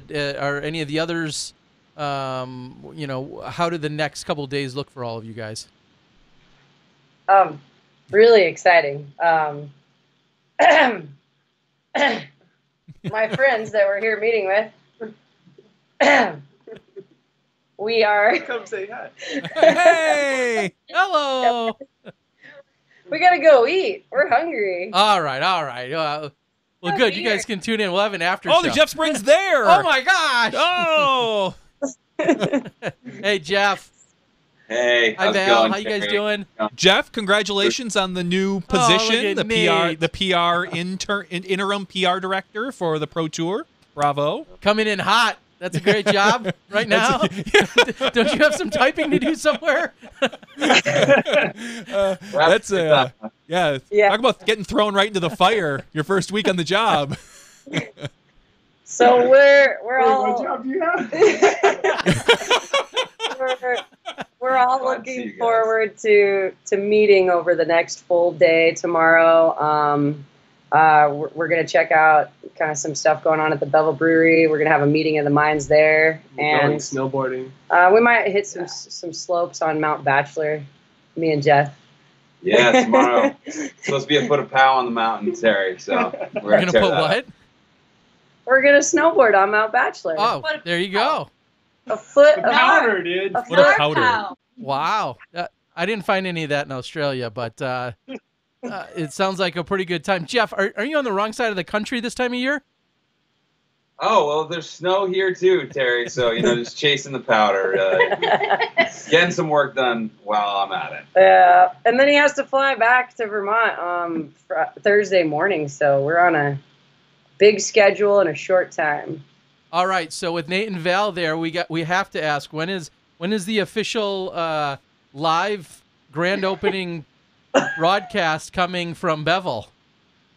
Oh, it's going to come out the same time our wedding video comes out, Jerry.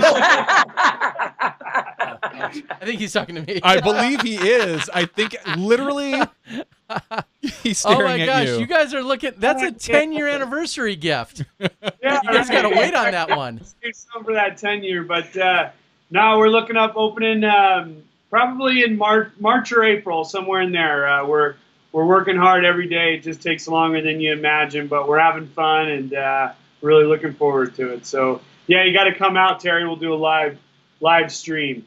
All right, all right. It's gonna happen. Now, what? Give us a little insider scoop. I mean, if you follow your Instagram or Facebook, we see some of the updates. But give us some of the progress updates that people keep asking about, in case they're not following. Well, they have to just follow us on Facebook and Instagram and social media. You'll see all the pictures. Okay. No, but yeah, seriously, just every day is a new experience. Just these last couple of days, we've been getting sheetrock put up in the tap room. Tap room's come along, got lighting last week, got heat 2-3 weeks ago. So, it's just at this point, letting the professionals do their job. I'm focused fully on the brewery, trying to get the brewery all set up, put all the pieces and parts together.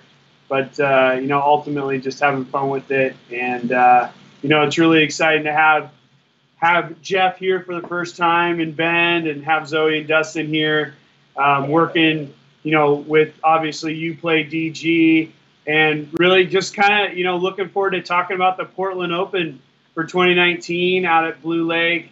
We're just excited about all these different projects that have kept us off the course, but are things we're really all excited about. So it's really a lot of fun. So real quick, rough estimate. If you had to take a guess on the number of events you will play next year, what do you think, Nate? Like a wild guess. It's more than 0 and less. Over under? That's a great question. I'll let you know as soon as I know. Okay. Once you register, you'll let us know. That'll be great. Exactly. There we go. Yeah. Exactly. Awesome. Now, tell me, you with all these extra hands here, I see at least 6 You're extra putting them hands. to work. Yeah, they're gonna go. They're gonna be at the brewery doing work the next 2 days too. I'm ready to pick up a hammer. They can't do any Sorry. more hammering. Oh no! No, So we we're got gonna one put book. things together. Yeah. Pick Yeah, up a we got hammer a lot and of getting steam. hammered are two different things, Jeff. Painting, sweeping, vacuuming. Yeah, sheetrock Yeah. and hammer don't mix. We're gonna show. Oh, we're going to show them around. We lost them. Look More at like that. snow them around. Hey, All right. all right. Well, nonetheless, unfortunately, what a funny time to cut out. That was. But I think we were wrapping up with them. Yeah, that's all right. Awesome to have. You can message and just let them. Yeah, what a talented and dedicated group of people there. Obviously, Nate, Val, Jeff, Dustin, and Zoe. Man, what a 5-pack. I knew there was 4 of them there. I honestly didn't know Jeff was there. I'm not gonna say I knew. You probably did. knew. You knew, obviously. But awesome to see. And of course, I think one of the big takeaways, in addition to all the Uplay Disc Golf stuff, also talking about the Portland Open, the new event on the tour, on the Pro Tour. Jeff, at the helm there, along with the rest of that crew. It should be pretty exciting to see as that unfolds here in the next year. And talk about an opportunity when everyone thinks about, what Nate was saying, call it March, April, May, any of those months' work. If that brewery is open, it just so happens that West Coast swing that includes Beaver State Fling, that includes the Portland Open, there may have to be a stop off there in Bend. And I think the celebrity disc golf wall, if they have one of sorts, is going to immediately get populated right here during this 2019 season. Well, I don't know what our plan is in general for that week or week and a half with Beaver State. I know that's on my list of events to possibly go to this year. I might have to make it a full 2-weekend swing if I'm going to do that. And we can do some streaming and have some fun out there. And I can't say for sure, but I think it'd be a lot of fun. I do want to reiterate something that Zoe had said real quick. Amazon Smile. It is the holidays. I'm sure everybody's ordering. You probably are ordering via Prime. I know I made an order today from something from Prime. Go ahead and go to Smile. register a nonprofit. If it's UPlayDiscGolf, obviously that's very advantageous to them. All those cents add up. So if you have another special charity, go ahead and do that. But obviously tonight we're really focused on UPlay, so that's all free money for them. Yeah, which is pretty awesome that they do that.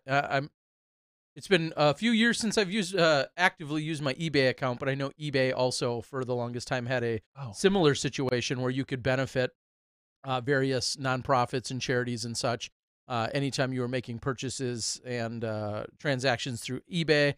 So maybe look into that if you happen to be still a very active eBay user as well. And I'm not sure if they're registered to that, but I know that option can be out there as well if you're doing some purchasing there. But smile.amazon.com sounds like a good place to go, and make sure that you get yourself signed up. All righty. Anything else? Obviously great to get all that information and details. Anything on the remotely serious side from the world of disc golf here in the last few days? I haven't really seen too much. I mean, we've seen a couple things come out as far as media. We saw Jomez released their they called it a best of 2017, but or 2018 or 2018. Sorry, whatever. It felt long enough where it could have been from 2017. Jesus, the best of 2018. Jomez put a video out there, part 1, which was 50 minutes long. Part 1 of 44. I think someone said they're going to have 44 parts to it. Oh, good Lord! Oh, I made that up. I know. No, I believe it's going to be just 2 parts, which is what we saw last year.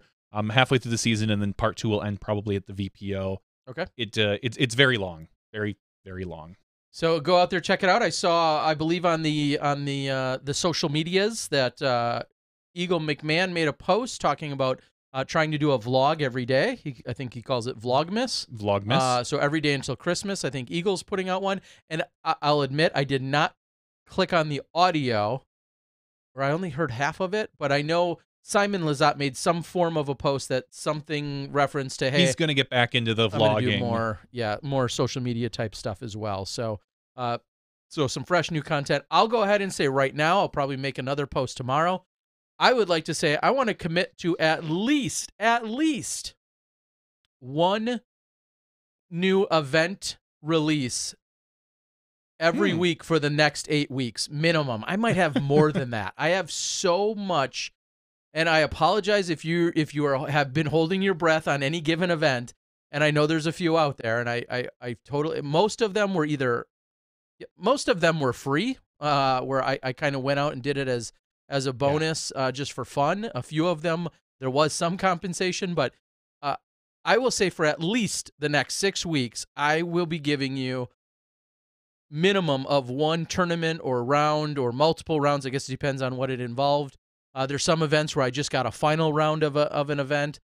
I am going to commit to giving you at least one per week for the next 6 weeks, and I think it'll actually extend way beyond that. But I've got a lot of stuff in the queue, and I might almost have time to start getting caught up on it. So check the Disc Golf Guy page. I'm also behind on giving away a basket a month. I've got baskets galore to give away if you're a Patreon supporter of mine. So look for that as well. That's a Patreon supporter of the Disc Golf Guy. Of the Disc Golf Guy, not of SmashBoxx. Yes, 2 separate ones. But you can be a Patreon supporter of SmashBoxx. If you are a Patreon supporter of SmashBoxx, there's a good chance you'll have a chance to win some Keens by the end of the year as well. Very so nice. Lots of stuff to give away. If we have to buy your damn love, we will. Oh, yeah. One way or another. For sure. All right, so 3 little pieces of news from the PDGA.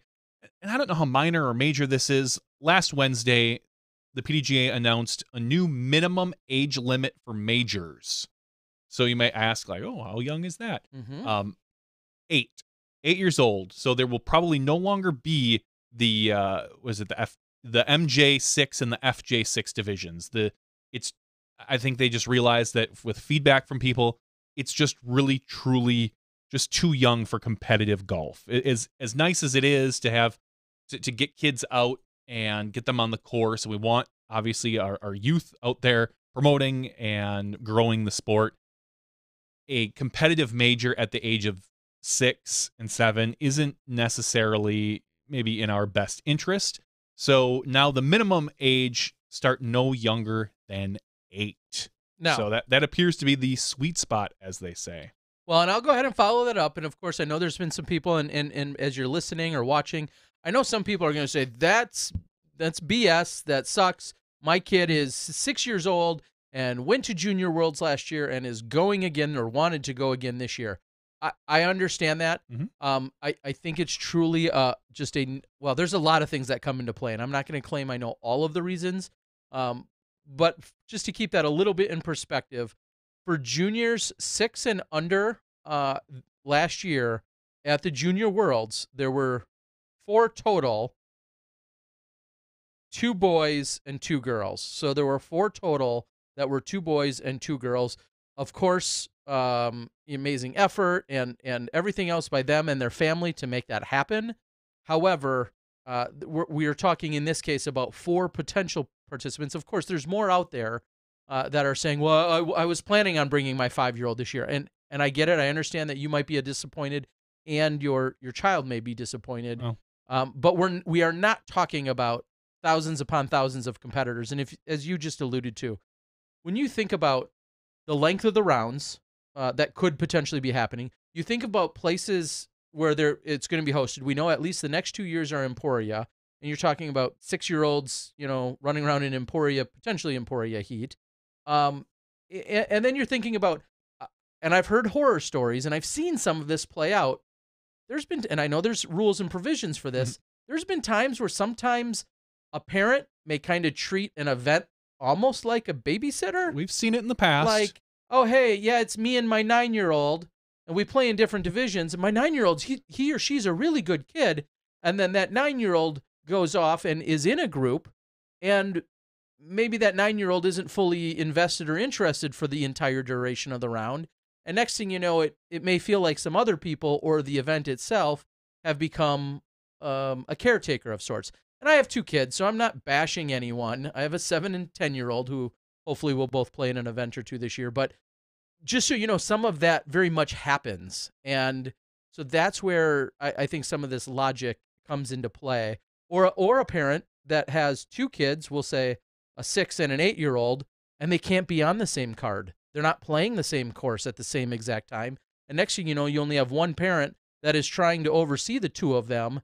And that becomes an additional logistic challenge for the staff or for a volunteer or whomever. So there's a lot of things at play. And I hate the really knee-jerk reaction of, how are we growing the sport if we're not letting 6-year-olds play? Well, there's still plenty of ways to keep them involved. Correct. They can play local events. They can do whatever, but they won't be allowed at PDGA majors. Interesting side note to all of that, I learned, thanks to Carolyn and Evelyn Heath, in Australia, I think, now I'm going to misquote, I think it was 15. If you were below the age of, maybe it's 15 or 16 even, you're not allowed to go play in an event unless you have unless you've more or less have an approved guardian that you're, quote unquote, handing your child off to. Oh. So Evelyn, who's 11 or 12, I apologize, Evelyn, she's in that neighborhood. She couldn't just go play around unless either her mother or father accompanies her on the card, or they go up and get verbal permission or exchange with someone else on the card saying, yes, I'm willing to take basically guardianship or responsibility of her during this round. And that's something in Australia that we saw this weekend. Okay, so Luke's saying on below the board. 18, they must have a parent or guardian. Yes. Wow. That's... Think of that. No, I can't. I mean, we've got 15-year-old Silas Schultz winning cars here in the U.S. We're just giving stuff away. His dad was there, though. His dad I was know. there. I'm just saying, like, if you're under the age of 18, they protect their kids there. Go figure. So the other 2 pieces of news were both related to PDGA Europe. There's a job posting for the tour manager and PDGA Europe administrator. So PDGA Europe needing some help with some bodies. So if you're interested and you are listening to this over in the Europe area, the Europe area. That's like something I would say. Yeah, the Europe area. I never know if it's UK or the Brexit or I don't know what's going on in that country. Count? I'm not going to get into any of that. So I'm just going to say the Europe area. You can go ahead and take a look at those job postings. And speaking of job postings, did we already discuss a week or two ago maybe the ones regarding within the U.S. That are also available? So, take a look at those all out on the PDGA and read up if that's something. If you're someone that doesn't mind the labor, the hands-on physical labor type stuff, that some of that might be right up your alley. And Innova released a new disc called the Bullfrog. So we've seen the Bulldog. Yep. This is the Bullfrog, which has a stamp of a frog riding a bull. Okay. I don't know. Okay. It's chain grabbing XT Plus, which seems illegal, right? You're not supposed to grab Wouldn't it be chains. funny if it was like chain slippery, chain avoiding? It looks like an overstable putter, but there are no numbers on it yet. So we will we could hand delivers a consistent stroke, easy release grip, and a profile designed for aggressive putting styles. Huh. What would you assume is a non-aggressive putting style? Sarah Hokum. How do you assume the profile relates to her style? It doesn't. I don't believe that it. I don't believe in marketing speak in general. So anyway, Innova Bullfrog, Disc Golf Nerd, get on that. Let us know what it's like. Send us a review for early next year or something. Wow. I am getting a quick update here in other news, which we don't normally necessarily take off the board, but this is interesting. I mentioned earlier the 2011 Worlds, and of course it's hosted many events. I believe, what are you guys, the Jelly? I don't know. Your club out there. Kyle from the board says, Ryan Ranch was recently ordered by the city of Monterey to remove all baskets from the property in order to form some sort of user agreement. Hashtag save Ryan Ranch. So, the stinging jellies. Dang it, I was close. I knew it was in there somewhere. That's interesting, and that's too bad. Obviously, the site of, 2011 Worlds, along with a bunch of events and a lot of great people out there. But that's something I'm guessing there might be a petition or something we can find online if you want to go out and look into that a little bit further. All right. Trying to think if there's anything I wanted to recap since when did I wasn't here last week, which is fine, but just trying to think, or should we save it for the after show? I got a little Australia update. Save it for the after show. I'm good with that. I think we can wrap things up here tonight. I think it's been a pretty solid night. Lots of information. Zoe Andike, along with Dustin, or Silent Dustin, as some would call him, giving us some great insights, and obviously a little cameo appearance by Nate, Val, and along with Jeff. Again, smile.amazon.com. Go out there, register yourself, and then do some shopping, knowing that a half of a percentage, or some percent of money is going to be going to UPlayDG. So great cause, great to see. And if you want to get involved, as she said, in any other way, it doesn't have to be a financial contribution. There's other ways that lots of people and manufacturers can get involved with them. And my pro tip on that is get involved now. Get involved early so you can not only see it grow and support them, but as it continues to grow, your company will certainly have that early recognition along with this great effort. And that's what I think is great to see. So it's a great opportunity out there for everyone as well. Any Disc Golf Pro Tour news, Mike asks? We'll talk about that and some other stuff in the after show, and we'll bring you some more sweet action that's related to disc golf and otherwise. So for Johnny V and myself, Dynamite, and the rest of the crew that we just talked to from Bend, thank you guys for joining us. This has been podcast number 225. Stick around for the after show. We've got some giveaways to our wonderful Patreon supporters. We'll talk a little disc golf and international disc golf travels. For Terry and Johnny, we'll see you then when you step inside the Smashbox. Thank you to our $2 and above patrons. Your name is listed below in the credits. If you are interested in being listed as a producer in the SmashBoxxTV credits and supporting this and other fine podcasts, please visit patreon.com/SmashBoxxTV.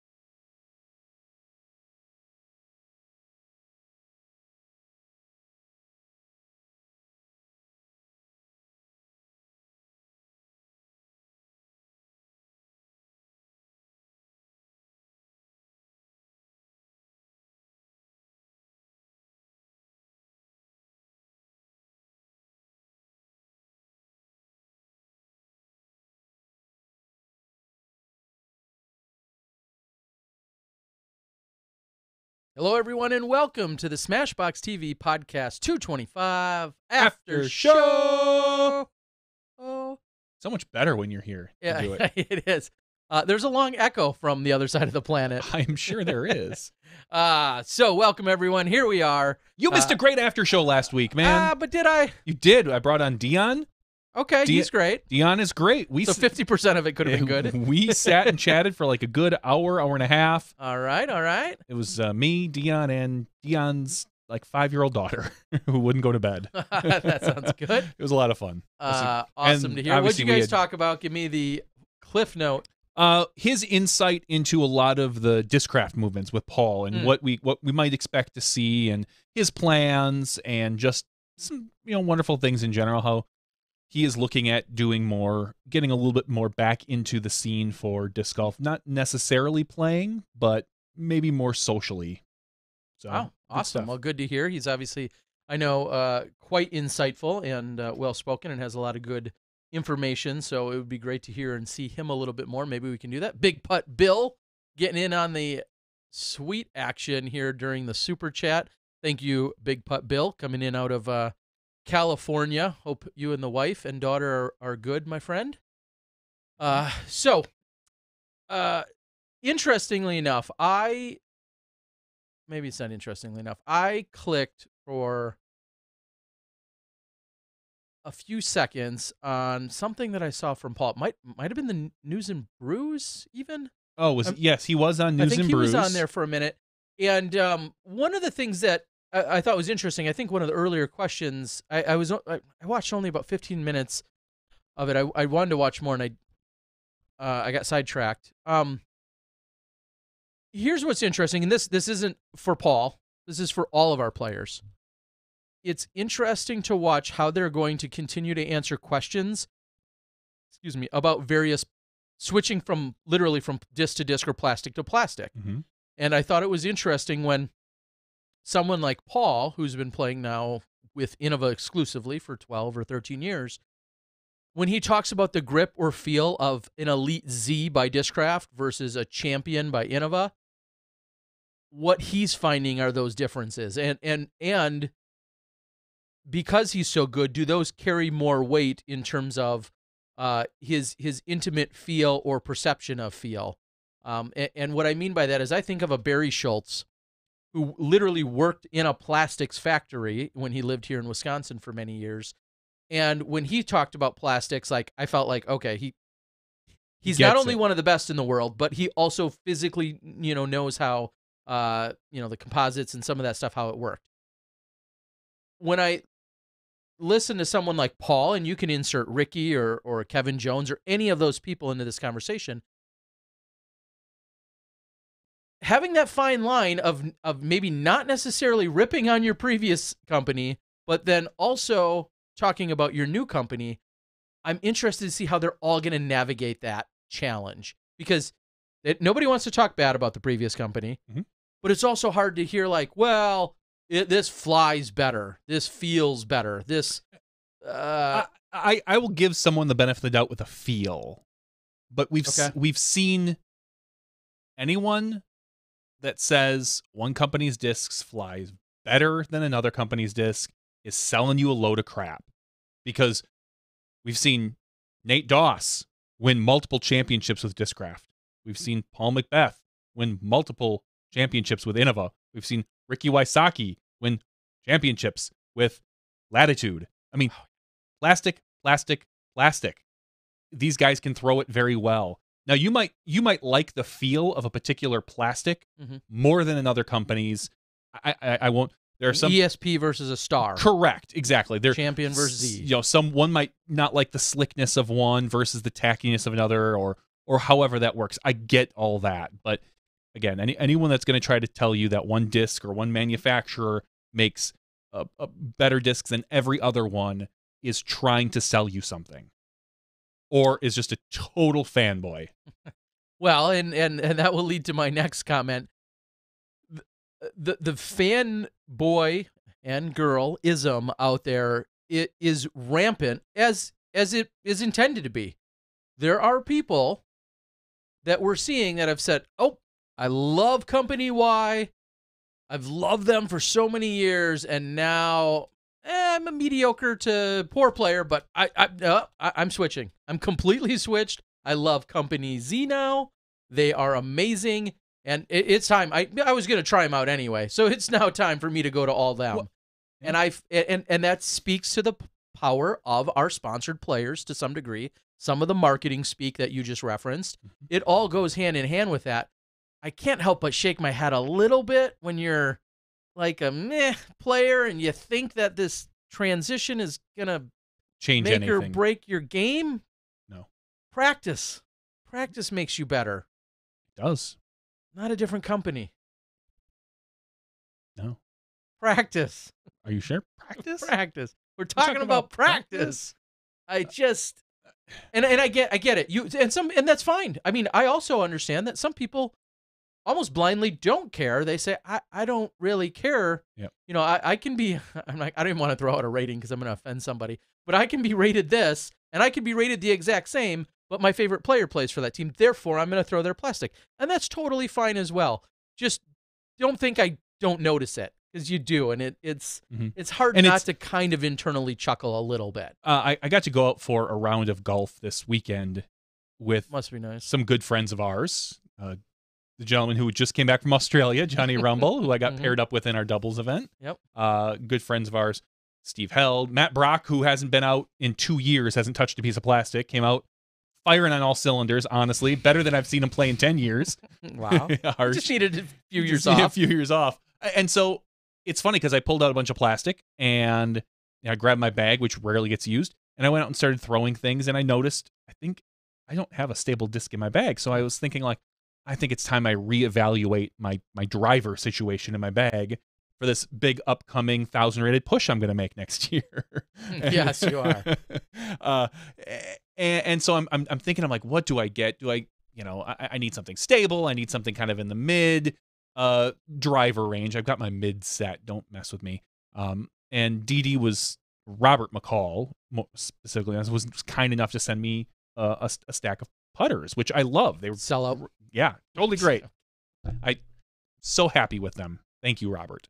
But I was thinking, like, what do I get for drivers? I don't even know what's out there hardly anymore. There's so much new plastic since the newest thing in my driver, my bag was a Trespass, which Dee sent us years ago.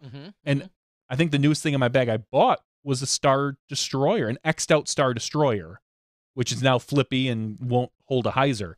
And I just kept thinking, I'm like, ooh, do I move over to some Discraft drivers? Do I look at some DD drivers? I really liked the Rival from Legacy. It's a great kind of T-Bird-ish style disc. I feel like the world is open to me, and I can't even imagine being locked into a particular sponsor. Like, I just without getting paid. Without getting paid. I just want to feel all the plastic. I want to go up to somebody's set of bins as I imagine it and just start grabbing plastic and throwing it without paying for it. They won't like that, but we'll see. You've got a bunch of plastic. Let me into one of your sheds. Yeah, just come grope my plastic whenever you want. Well, No, you can't.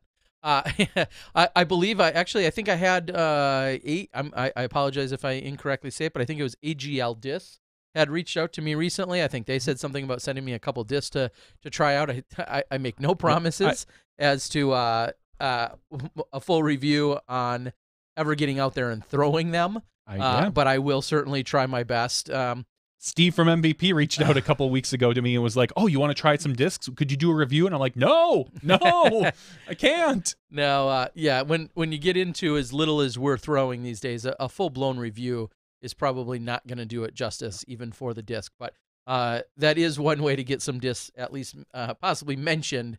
Now we can't speak to how good we throw them, but I will quickly interject, and I know I mentioned them in the regular show, but I will interject. I got to see yet another factory for disc golf, which is always an honor. RPM over in New Zealand. They're in Auckland. And Simon and Woody and Jacko walked me around. I got to see their operation, what they're doing. Of course, great stuff. It's so... I could just sit and listen to the stories for hours because you see that drive, you see that passion, you see where they started, what their big plans are, where they need help. Everybody's just kind of sifting through and trying to, make their mark and or take it to the next level. And I believe they said they have ultimately 9 molds right now. I ended up throwing a Piwaka. I ended up throwing a Kahu, and I forget the other one that I have. I have a handful of them. And then I mentioned earlier, they have some recreational discs. So sure enough, we ended up going to a family function of theirs on the night before I left. What were we doing? There was 6 or 8 of us all out in the field throwing around a catch frisbee. And it was awesome to be able to do that as well with one of their discs. So huge shout out, RPM, doing great things. I'd love to see them more out in the market. You want to talk about an interesting uphill battle? Put yourself on a little island. I'll say off the coast of Australia, but on a little island out in the middle of nowhere, and produce your disc there, and then start thinking about global distribution. Like, I do not envy some of the challenges that they have in front of them, but Simon and the crew, hats off to you guys.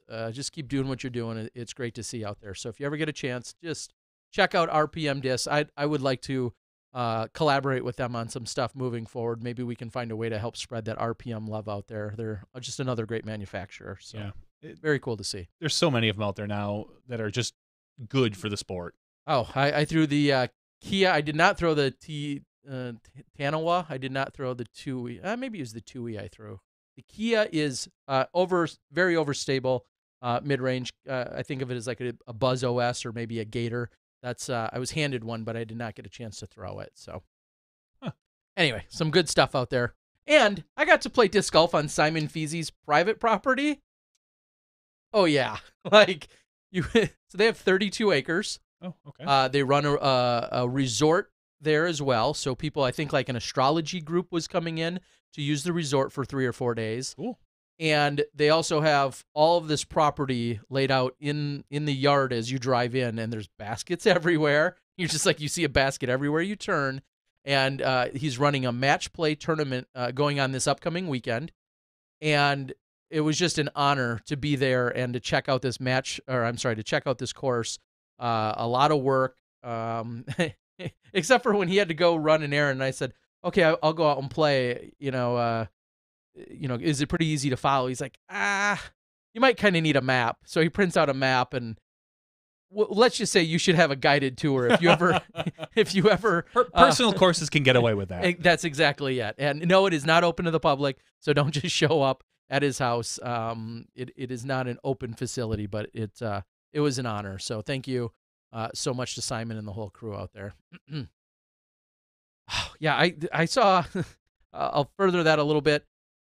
Simon graciously, we went to a museum one day, which then also is a park that hosts a temporary course. Temporary courses relatively common over there. Yeah. Or as they call them, pop-up courses. Oh, sure.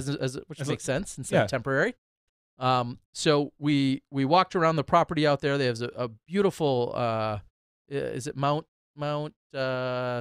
Cecilio or something like that? I apologize, but we walked around the property out there. Then we went out to another place called One Tree Hill, where they've also hosted courses. Like the TV series?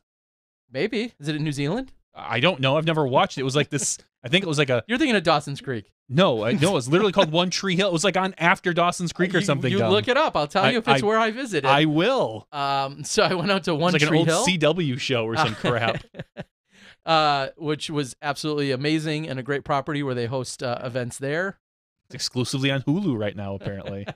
I mean, if it took place in New Zealand, then I highly doubt it was.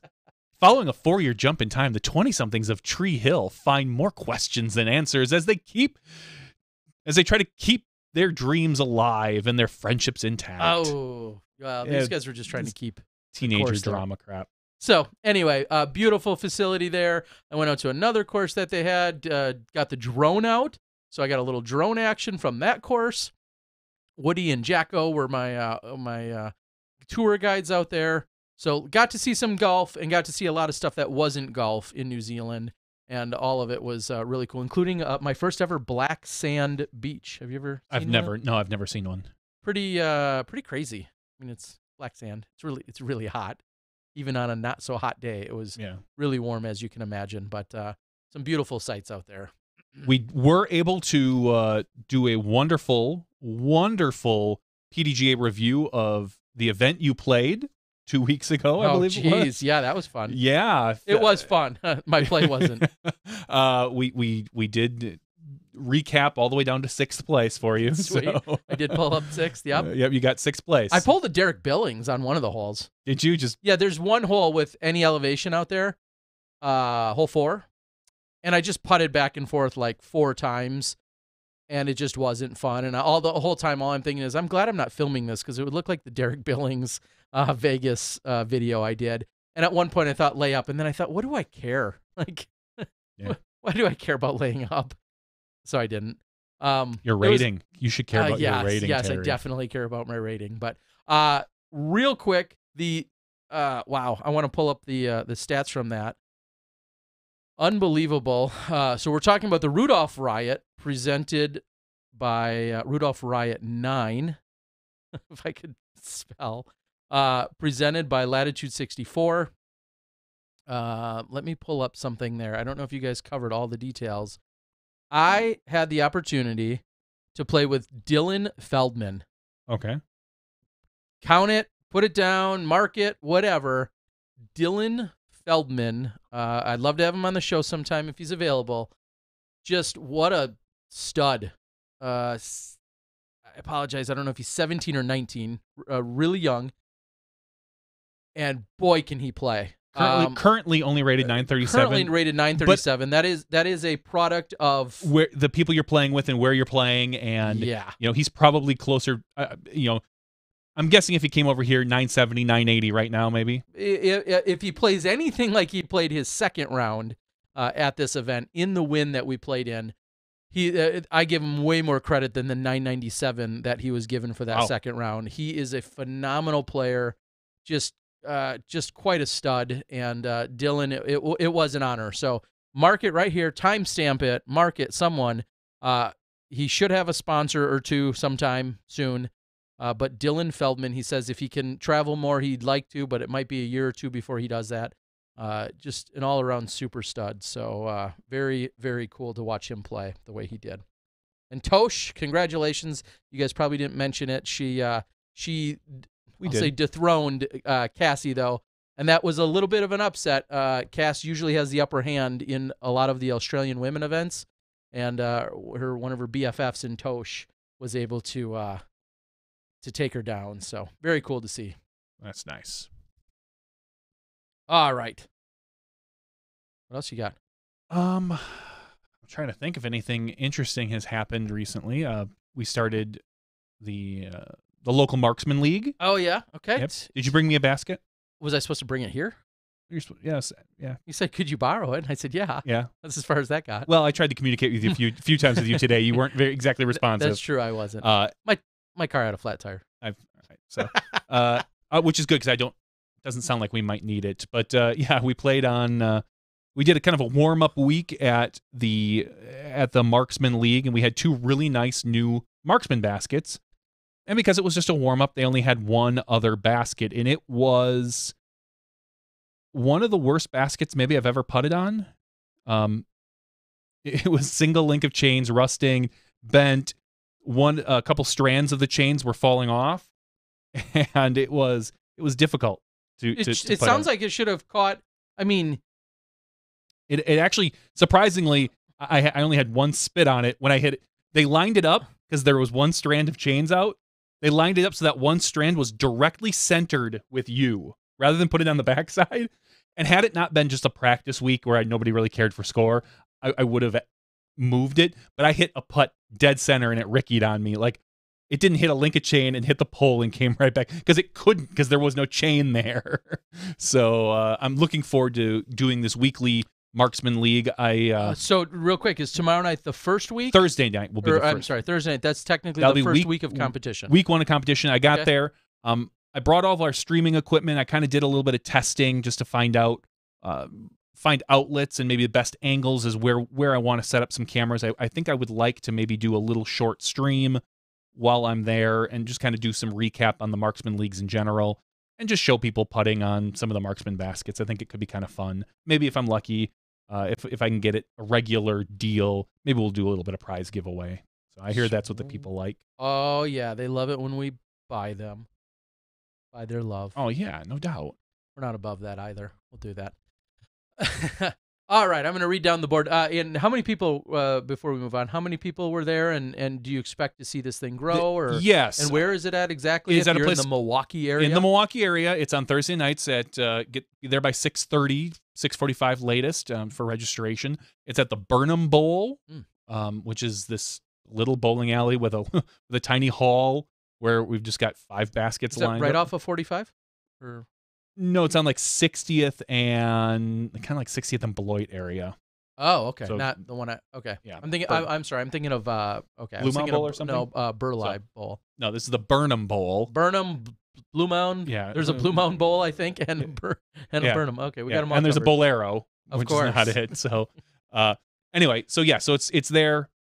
There was about 8 people show up for the warm-up night, and we're hoping 20, 25. So I'm working with the guy who's running it, Josh, to try to help coordinate the best way to do this, and it's going to be an interesting time. Okay. So I'm looking forward to it. I putted pretty well that first week with brand new putters. Like literally took them out of a box and just said, I'm going to try these, and I putted very well. That's what I hear they do. They do that for Robert McCall too. No, they don't. Oh. Robert McCall does not use that style of putter. Oh. He gave me deputies, and I believe he's a warden man. Oh, he would. I don't know for sure, but I literally asked him, I said, I would love something kind of along a beat-up magnet, which is what I've always putted with. Something that's going to go a little more straight. My magnets, I was out messing with them. They go straight, and they never break, ever. Like I can throw them, and they go straight. It's really interesting to throw with a brand new putter because it goes straight for 25 feet to maybe 30, and then it breaks, which I'm not used to because it's a new putter as opposed to the 15 to 20-year-old putters I'm using. So it's going to take a little while to get used to it on some of the longer putts, but it was a lot of fun, and I'm looking forward to getting out there and interacting with people. Okay. So, which I don't like to do normally. Yeah. People scare me. People. Kyle on the board says AGL has some new putters too. Kyle, are you with AGL? Was that, or are you just referencing making a plug out there? Chris says Robert is a Warden fan, but his are so beat he's probably needs deputies to replace them. Well, I liked it, and when I threw it, like I said, we went out this weekend, and I just, for the heck of it, decided I wanted to throw them and find out what they do, and they fly like a beat magnet. They get up, they turn, and they have a nice slow fade off to the right. So I didn't have a chance to actually throw them on the course for a drive, but I putted with them, and I hit the game-winning 35-foot putt. Of course you did. I did, taking it down, me and Rumble. Speaking of Johnny Rumble, I'm going to throw out another little quick one. I know we talked about it a week or two ago. If you haven't already, get signed up for Thailand, people. I mean, I hope to see you there. Get on that. Yeah, get on that right away.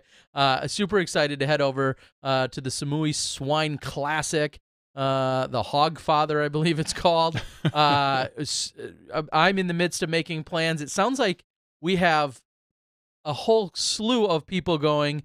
Gary to the O, who normally sits in this seat and presses buttons during Disc Golf Pro Tour events, he's talking about going. Johnny Rumble, who was just in Australia, as you mentioned, along with me. Luke from Australia and Kinga are all talking about being there. So we're going to have a great group of guys reunite, maybe spend a night or two in Bangkok before heading down to the island. And if any of you are going, anyone out on the board or otherwise are going, I'd love to see or hear from you. Should be really exciting as we head over there come February. So now's a good time to open it up to the board. If there are questions out there, we'd love to see and hear from them. I know it's been a little while since we fully caught up with everyone. So if you have something, please let us know. I see Disc Golf Nerd's been talking about a few of his discs out there.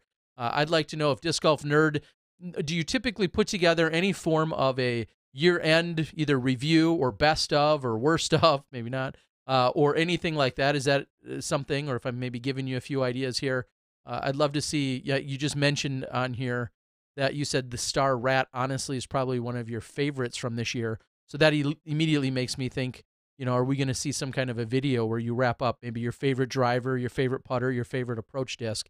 I think that'd be a really great video to put all into one in a release. It would behoove companies to just, when you release a disc, just send 2 of them to him. Yeah, at least. I mean, just every manufacturer, when you release a disc, just send 2 of them to Disc Golf Nerd.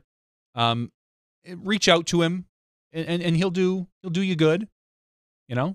If your disc is bad, maybe he'll lie about it for the right amount. If between those 2 pieces of plastic is a $100 bill, yeah, I'm just saying. Or if you want to send me 50 to sell, that's a good way to do it as well. But just in general, I think we do need, and I've seen a couple other channels that do some reviews, but ultimately I don't believe anyone does as good of a job as Disc Golf Nerd, and it would be nice to see him be able to kind of just continue on with that, with maybe help him out a little bit. So if you can, help out Disc Golf Nerd manufacturers. There it is. Matthew Gayton on the board says, I'm still waiting on my signed disc from you two. I don't know if you're talking about, it's good updates here. I don't know if you're talking about the Smashbox Patreon disc or not, but I have updates. So I submitted the artwork, sent it over to our friends at Dynamic Discs. Good. Not a plug unless they give us a discount on these. Dynamic Discs, I sent them over. Their customs gentleman, I believe it was, or one of the guys wrote back, said, hey, we'll get this mocked up for you, and then we'll get it sent back to you, and we'll get your approval. Unfortunately, I'm waiting on that approval notice to come back, but I also then followed up and said, while we're waiting on that, please go ahead and send me the official order form so we can get them ordered, so that we can hopefully just rubber stamp the actual logo that was done up. So it is now with Dynamic Disc. This was taken out of my hands weeks ago now, and so hopefully things will get moving. I'm not blaming them. Most of the delay was on my end. So, but it has taken its next step. So if that's what you're talking about, Matthew, yes, it is all in the works. And if that's not what you're talking about, let us know as well. Remind us if there was something else. We're happy to. The night before I left for Australia, 3-4 weeks ago, I sent out 5 or 6 or 7-ish discs to various people that were Patreon or some other giveaways that I've done, or a mixture of the two. So I should be relatively caught up. Before leaving, I was quite caught up. So if you are owed something, please do not hesitate to reach out to me and or Johnny to give us that gentle reminder that we owe you something. Yeah, and we'll get caught up with the stuff that Terry hasn't done since leaving. So yeah, we've got some great Australian things to give away that were graciously given to me while I was on the trip, including one of those towel maps that we talked about. Those are awesome, where it's the map of the course and it's on a towel. It feels so good. That's great, and I'm glad the towels feel good. But all I can think of is, like, what happens when the towel gets muddy? Just don't use it till the end of the weekend. Yeah. or use it only for like sweat, water, but whatever. Yeah. Yeah. I know. So, I know. I thought that too, but they are absolutely. They feel so good.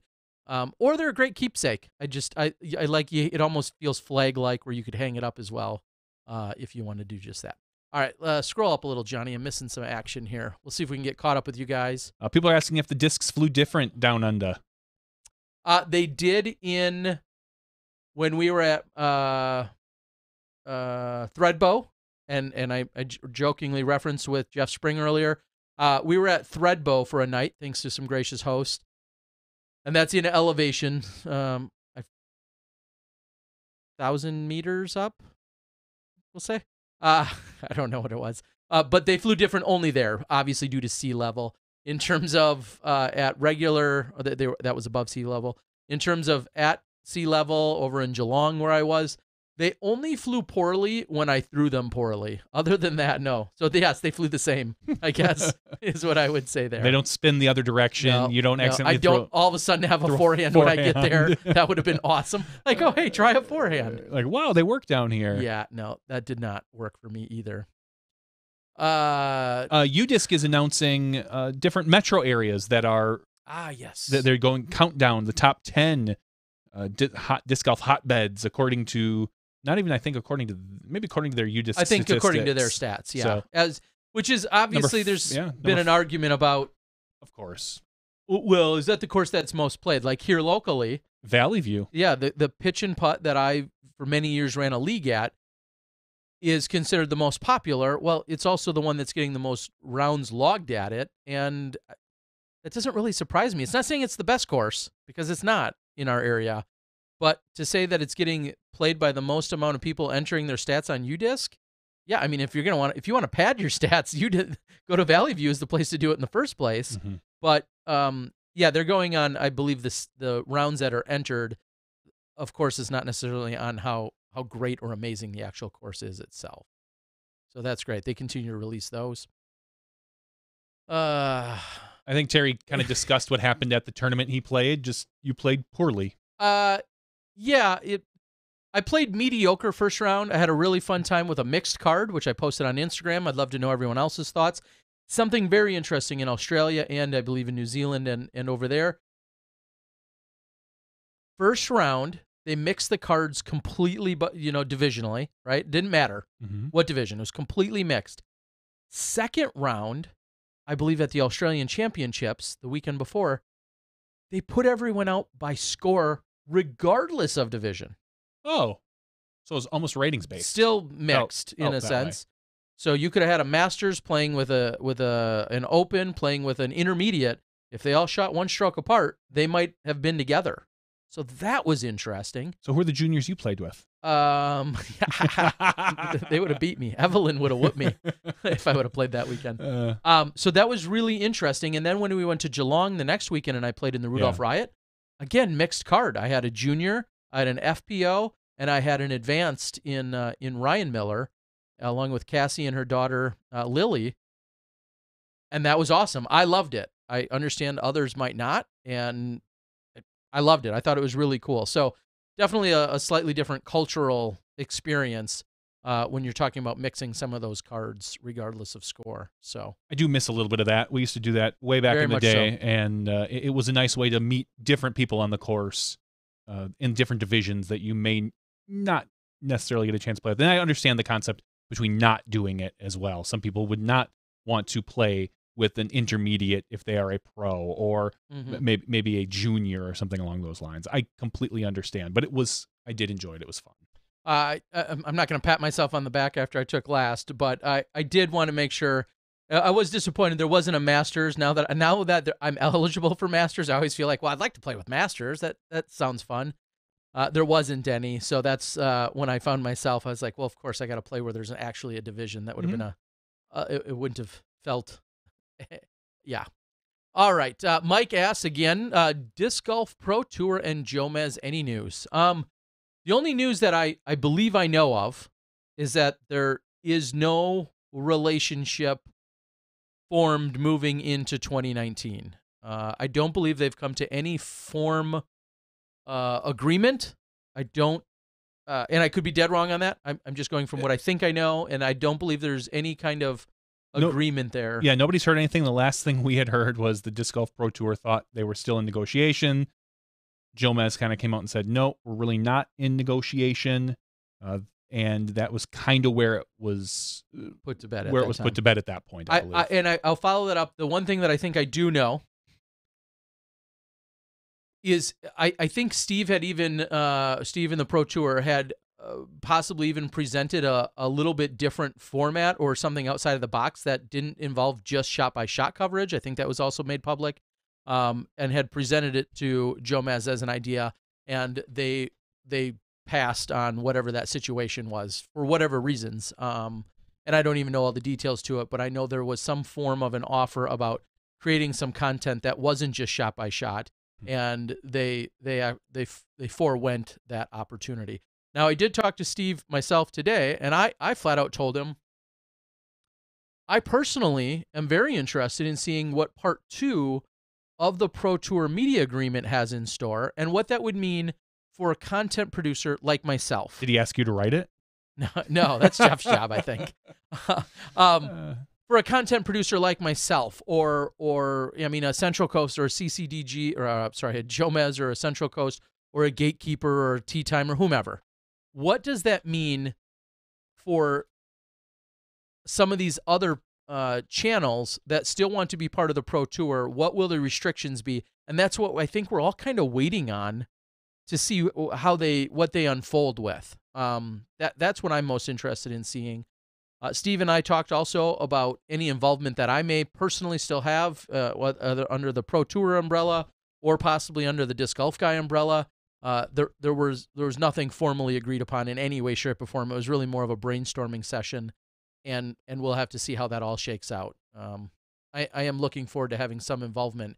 It's just a matter of, does it all make sense for everybody? One interesting point that Steve made today, and I want to relay it. Actually, we were talking about something, and I came to this point on my own. One major advantage that is probably understated and underexperienced right now, by having any and all teams under one umbrella in-house, there is definitely going to be a certain degree of collaboration and cohesion that we don't experience now. Oh, God, no. I 100% agree. And let me give a really, seemingly practical example. Okay, go ahead. There's been times where, as a live crew and as post-production, so I can't even just say one or the other, where a cameraman may set up in position that interferes with another crew's cameraman. And it's never intentional. Let me be very clear. It's never intentional. However, it is very possible for one cameraman or crew member to step in front of or in the way of another cameraman or crew member. We all professionally, handle it and deal with it. But there's always an ounce of awkwardness that goes along with that. That shouldn't be the case here. Everyone's under the same team, and there won't be multiple. And there very well may not be multiple cameras. But I'm just thinking of that as one particular example. Another example. Let's say right now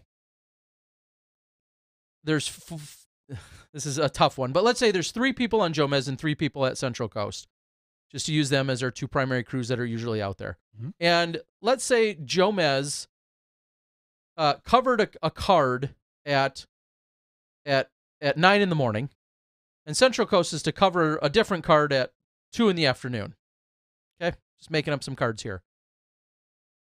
Let's say at 2 in the afternoon, one of the 3 Central Coast guys has a migraine, can't even walk out onto the course, or they broke their leg, or they fell down a snake pit. I don't know, right? Sorry, guys. Exactly, very unfortunate. You're not going to find, and this is what it is, you're not going to find one of the 3 Jomez crew members jump over and fill a role at the Central Coast team in that sense. This is all obviously so hypothetical. However, when you're talking about a pool of people under the Pro Tour shield, that is more likely to happen. That's where I talk about the cohesion and collaboration. It's not to say what it wouldn't have happened in the past, therefore that was bad or negative or anyone's in the wrong. It's just there's different teams with different entities, with different assets, different egos, different objectives, all of those things. Some of that is eliminated, or a lot of that is eliminated, when everyone is there for the single larger cause. And I'm not going to say I'm smart, but I kind of came at that in talking with Steve about some stuff. I just kind of arrived at that conclusion on my own today. And there's something that's very valuable about that. Yeah, and some of the things that I have said about the advantages of it are, you could have one person dedicated to graphics for all 3 cards. Someone that's their job, as opposed to needing one person for each crew. Sure. So you have one guy now that sits down and is like, all right, here's my U-disc. Here's all the graphics I need. I need, birdie, par, and just hammer that out. So and then just distribute it out to the guys. The advertising is all that's a huge thing, because now Anything that was going to the post guys, Steve has more leverage to say, no, I have the top 2 cards and the live. He can make that more valuable. There are aspects of this, like I said, there's aspects that completely make sense to me, and I 100% understand why he's doing it. There's a lot of talk of a Jomez tour. There is going to be no Jomez tour. There's going to be a series of events that Jomez goes to, and they might consider it their tour, but it's not like a tour that we know for pros. They're not giving out points or awarding money or anything like that. I want to win Jomez dollars. That'd be Ooh. pretty sweet. They should make that a thing. That would be pretty cool. There's talks of Jomez being sponsored by Discraft. I wouldn't be surprised to see that this year.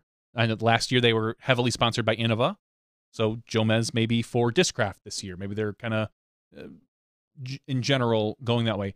Jamie Thomas on the Upshot has said something that I have agreed with, and I don't know how good or bad this will be, that having live and post on one set of cameras will create problems.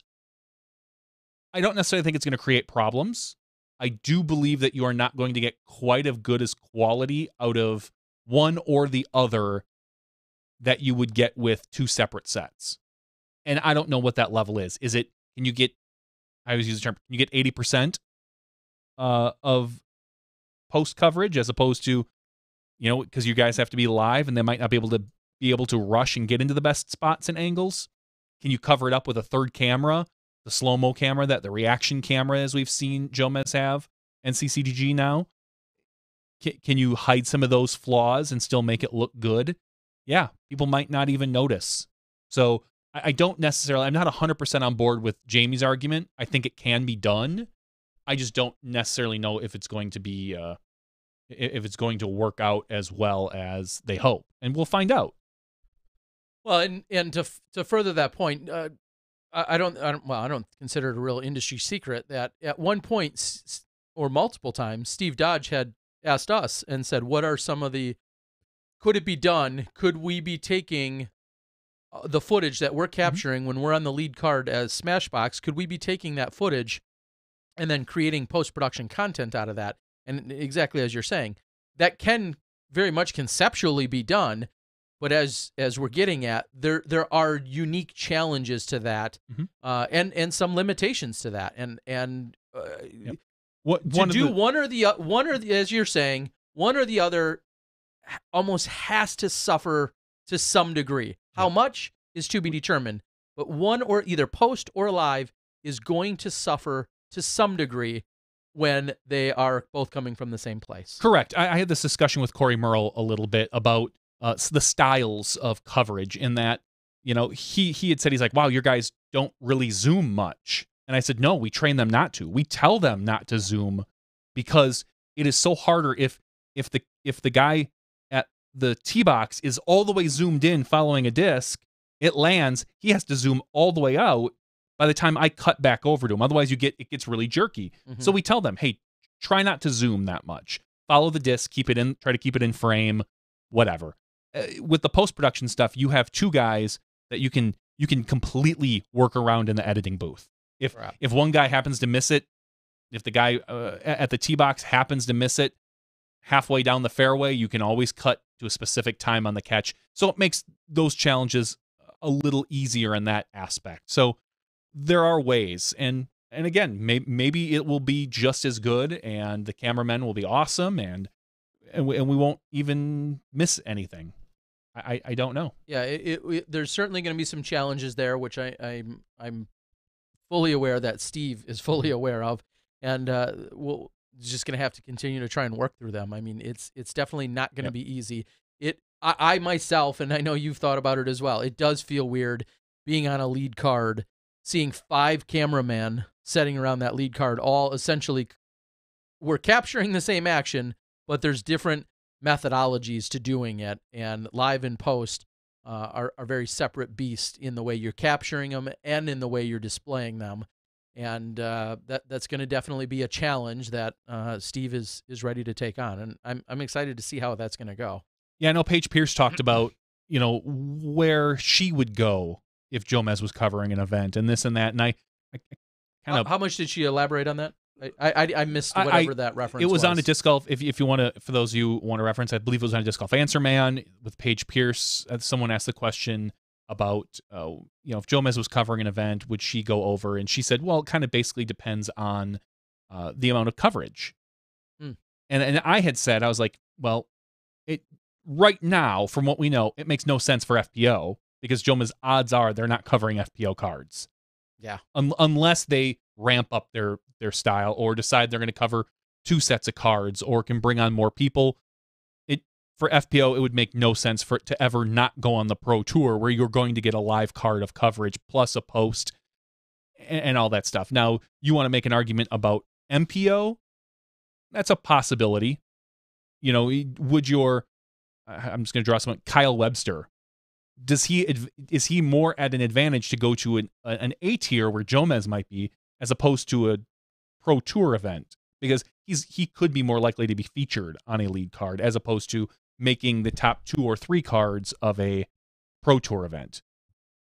Or you have to hedge your bets. You have to hedge your bets though financially in terms of the actual payouts. Exactly. You're going to have a much larger payout all day long at a Pro Tour event. I mean, that's just the reality. If a Pro Tour event is going on, there's likely not another event within hundreds of miles, maybe even thousands, that is going to be paying as well as that Pro Tour event.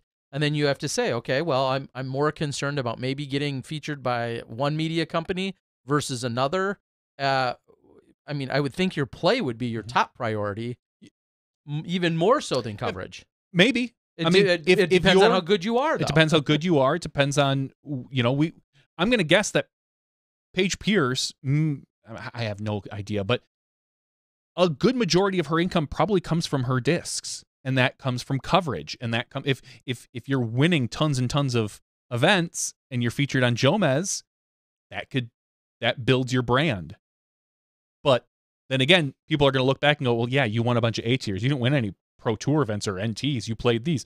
There's going to be pros and cons. I did want to mention something that Makers Telemark asked. He said, one of the things I'm going to miss is the multi-card coverage. That is still going to happen. You're still going to get first card, second card, and FPO card. Yeah. So at least. And then I don't believe Steve is shutting anybody else out from coming. So if Jomez still wanted to show up, they would just be covering third card. Bingo. So, and I have, like I said, I have a very good feeling that you're going to see that. I just don't see a way of CCDG and Jomez. I mean, right now CCDG doesn't have any plans, they said. I talked to Ian a little bit. But that could change if, they're in the area. Jomez on tour, if they're in their bus or their RV, it kind of makes sense depending on where you're going. Rather than zigzagging, you might just take a third card. Yeah. Maybe SmashBoxx will go cover a third card. Absolutely. We shall see how it's all going to unfold. I know Paul Macbeth on our when we talked with him at length a few weeks ago, talked about the importance of coverage and so on and so forth. I don't see too many of our players, and someone said it on the board. I just don't see too many of our players truly saying, I am skipping the large payout and the overall presence at this in particular, a Pro Tour event, because I'm going to go to some other large scale B tier, hundreds or 1,000 miles away, because there's another media company covering it. I don't. They say they could do that. I don't think that's going to happen in reality. Not going to happen. We'll see. I mean, we could be dead wrong. I've been dead wrong plenty of times today. So we'll see how it all shakes out. It's not going to happen. Makers, yes, all three of those will be in-house. When you're talking about FPO1, MPO1, MPO2, you're talking about all three of those being under the, we'll say, Disc Golf Pro Tour umbrella in that sense. Yeah. I did make a comment when she said that Paige had said, my friends and family follow me on Jomez. Kind of. I mean, there's been way more Pro Tour FPO rounds covered than Jomez. Jomez, she was on, I went back and looked. She was on a 2015 video, Final 9. Mm-hmm. He was on a 2017 video, Mm-hmm. and then a handful of 2018 videos when Jomez covered FPO for Worlds and Beaver State and Las Vegas and Open. Las Vegas. So yeah, I mean, and they hands down they have covered FPO, but in general, most of the FPO coverage has come from, as I said to someone, the disc golf guy or the Pro Tour. The Pro Tour. And CCGG has dabbled in that as well. So. All right. Why can't we all just get along? We all do get along. Yeah, I don't think there's any matter issue of getting along here. It's a matter of, and someone earlier on our board had said, well, I think Steve should have waited 2 more years and had Jomez and everyone else for 2 more years. I don't want to say time will tell, but if he has them for 2 more years and then proverbially rips the Band-Aid off, that's that much harder of a take for some people. And people, everyone that's yelling and complaining and got their pitchforks out, it's going to be those pitchforks are going to be that much sharper 2 years from now if you say, oh, you're going to pull them now after they've been with you for 4 years as opposed to the 2 or whatever. Like, dare I say, I don't know if there was ever a good time. It's just something that had to be done. Pitchforks remind me of Tridents, and Tridents reminds me of Aquaman, the movie coming out. That looks really good. Oh, I couldn't care. Never thought I'd say that about a DC movie. They all have been looking very bad. Aquaman looks like it could actually be a lot of fun, more comedy, much more lighthearted. Jason Momoa is a beast of a man who I think he has got a pretty good sense of humor, kind of like The Rock, maybe. So if you like that style, I bet you this would be. You might even get a kick out of it. Probably not. No, I think it's gonna be much more funny than your typical superhero movie. Not quite Deadpool, irreverent comedy, but if there were more, but movies, Deadpool is much more like R-rated. Yeah, I was gonna say if there were more movies like Deadpool, this would be more like a I'd PG-13. show some interest in. No, and I know you. I don't know that I've watched from start to finish really any other. Was it Marvel? Marvel or DC? I don't think I've watched any other movie of those from start to finish. I can't think of one. Yeah. I don't think yeah. I'm going to go see Spider-Man Into the Spider-Verse this weekend. I did see a Spider-Man once, but that was probably. Yeah. It had Peter Parker. Yeah, that's Spider-Man, Terry. What about that time? Was it when he hung upside down and kissed that one girl? I mean, that's really the that was Tobey Maguire. Sure. Yeah, that was the very first Spider-Man. Okay. Movie. So does that count as the recent ones? As what in the same genre? I mean, or that's a little more. Yeah, you would count that. Okay. Then I saw that. I mean, it's not part of the greater Marvel Cinematic Universe, but it's a superhero movie. It would count into that frame. All right, I could tolerate that one. Let's real quick, after I gave you my sweet picks from my last 14-hour flight where I watched some good and not so good television on. Shout out to Qantas. Yeah, super comfortable. I mean, you're no Southwest, but you are international. So I flew Qantas Airlines. I had a 14-hour flight, and then at one point I had another 14 or 16-hour flight with them. All the on-screen entertainment directly in front of you. Lots of stuff. I mean, HBO and just so many options there. Not a lot of good-looking movies from what I could see, but I watched from start to finish every episode of Barry. Oh, I've wanted to watch that. That looks good. Is that where he's the hitman? He goes into Hollywood. Spoiler, bro. Yeah, yes. Yeah, that's like the premise of the series. Yes. Was it Bill Hader? Does that sound right? Correct. Hader? Formerly from Saturday Night Live. Definitely not a role you would see him. I think of him from Superbad, and I think of him from Saturday Night Live, and neither of those character portrayals will you find in this series. So I'd love to know if any of you have watched Barry. I think there's 8 of them. Did you enjoy it? I loved is a strong word. I really enjoyed them. Okay. Really, I've heard really good things. Really enjoyed it. So I did. I was able to consume that. Makers Telemark, were the drinks free on Qantas? I believe that they were. I had a soft drink or two. I think you could have had alcohol, maybe even as much as you wanted. Why did you get all liquored up? I can't. I get all these tickets from Southwest for free drinks, including alcohol or mainly alcoholic drinks. I just can't find myself on a plane having some drinks and then thinking 9 times out of 10 I get off of a plane and I go like rent a car. Yeah. Just doesn't sound like a good idea. And I know it's 1 or 2 drinks I could easily, but I'll say this, most of my flights are in the morning. So yeah, best time. To me, drinking in the morning seems really weird. Not to some. Not to some.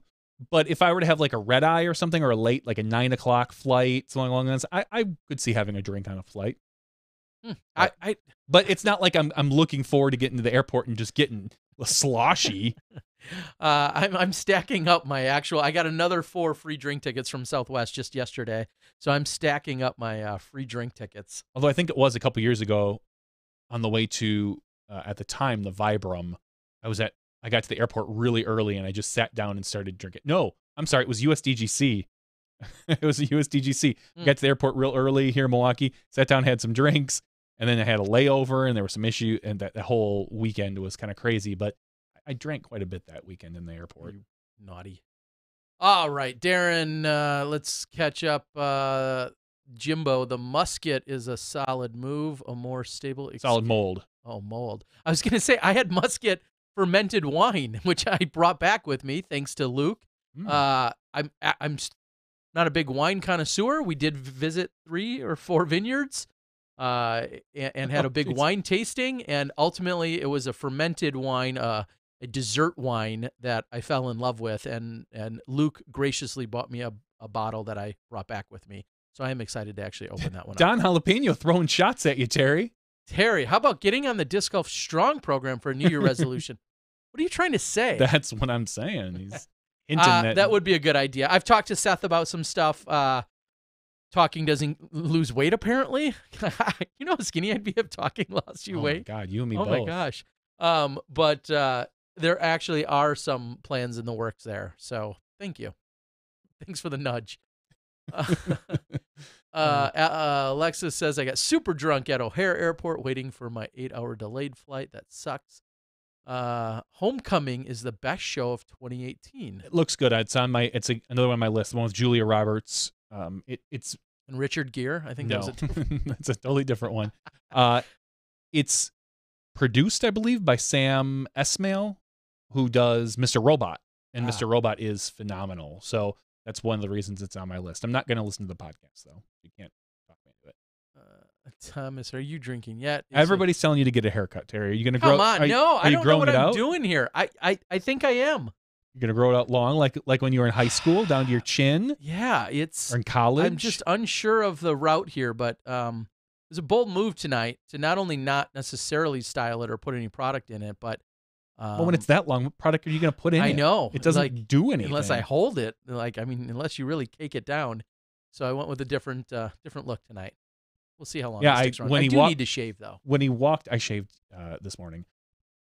When he walked in the house, I literally said, "Whoa!" Flashback to like 2001, and even earlier, probably, more like 1998 with that haircut. Yeah, and this is the longest my goatee has ever been in my life as well, and I can't decide if I like it or hate it. But it might get trimmed up sooner than later. It's I need to get, just I pull need to out get all the white up. ones. I don't have any. I see them. Grow it, raise awareness, then cut it. Yeah, I do like go that for idea. the Eagle look. Dye it black. Have you seen Eagle McMahon's new haircut? I believe so. And I'll say this: there are some very funny memes out there regarding Eagle and who he may look like now. Huh.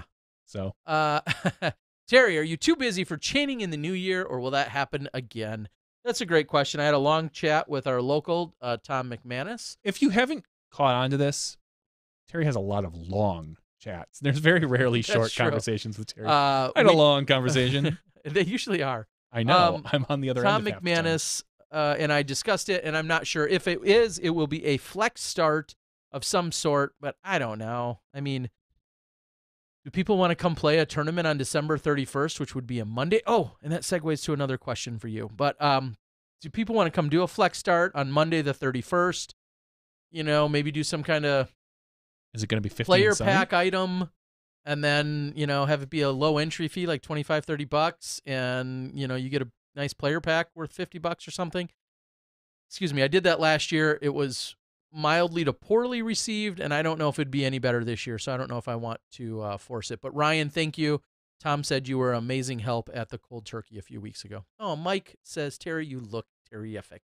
I appreciate it. So the serious business here in the after show. All right. Serious business. 2 weeks from today is Christmas. It is. Yeah. 3 weeks from today is New Year's. You like that math? That's great math. I don't believe we'll be doing a Christmas episode. Like not on Christmas. I don't know. I think that'd be kind of fun. Do it by my fireplace at my house. I won't be in town. So, okay. So will you be in town the next day? I'm not 100% sure. Okay. So we'll know more next week. Kevin Jones will be the Christmas present we unwrap next week. Can't wait. That sounds really creepy. Good. And then so that's up for debate. If anything, I could see us potentially moving to Wednesday, maybe on those 2 weeks. Oh no, I could see doing New Year's. It's not New Year's Eve. Oh yeah, it is New Year's Day. It's New Year's Day. First. So doing it New Year's night? Yeah, that sounds right. I could totally see doing that. Okay, so next week or 2 weeks from now may or may not happen. Either it'll happen on the 26th or it will get skipped. One of those two, and then we can be here on New Year's Day on the 1st. Yeah, dude, I got bowl games to watch on the 1st. I think the football gets played that day. The football does get played that day, but by the time I don't care about. By the time we start, maybe there'll be some Rose games Bowl, then. bro. I have no idea. Is that on then? I feel like it is. I think it might be. Yeah. Somebody Googles it. Pretty sure. Anyway, okay. Well, so there you go. There's the unofficial schedule for the next few weeks. We'll keep you more updated next week. Maybe. Something like that. Gosh, there was something else that was going to perfectly segue into in terms of schedule. Christmas. What do you get me for Christmas? Patreon, probably nothing. Good. I did bring back some butterscotch schnapps from the distillery that we visited, and it's in a kick-ass bottle. Nice. So maybe have a little taste of that. That was also delicious. We did a distillery tour along with some other places and stuff. If you ever get to Tasmania, you should definitely play Pomina. It's a unbelievable course. Okay. Oldest course in Australia, and yet arguably one of the best. In fact, Nate Doss has kind of famously said that this is one of his favorite courses in the world. That says a lot about a course that was put in the late 70s, early 80s, and has withstood the test of time, and it is now the oldest standing course in all of Australia, and yet arguably one of the very best courses in that entire country. So pretty cool to see when I was out there. Darren says, if anyone will be at the Orange Bowl in Miami to watch Bama versus OU, I'll be there. Okay. Darren, well, I see you this weekend. I think you're on the other side of Florida, but it probably can't be that far. Well, I see you this weekend down at the South Florida Open.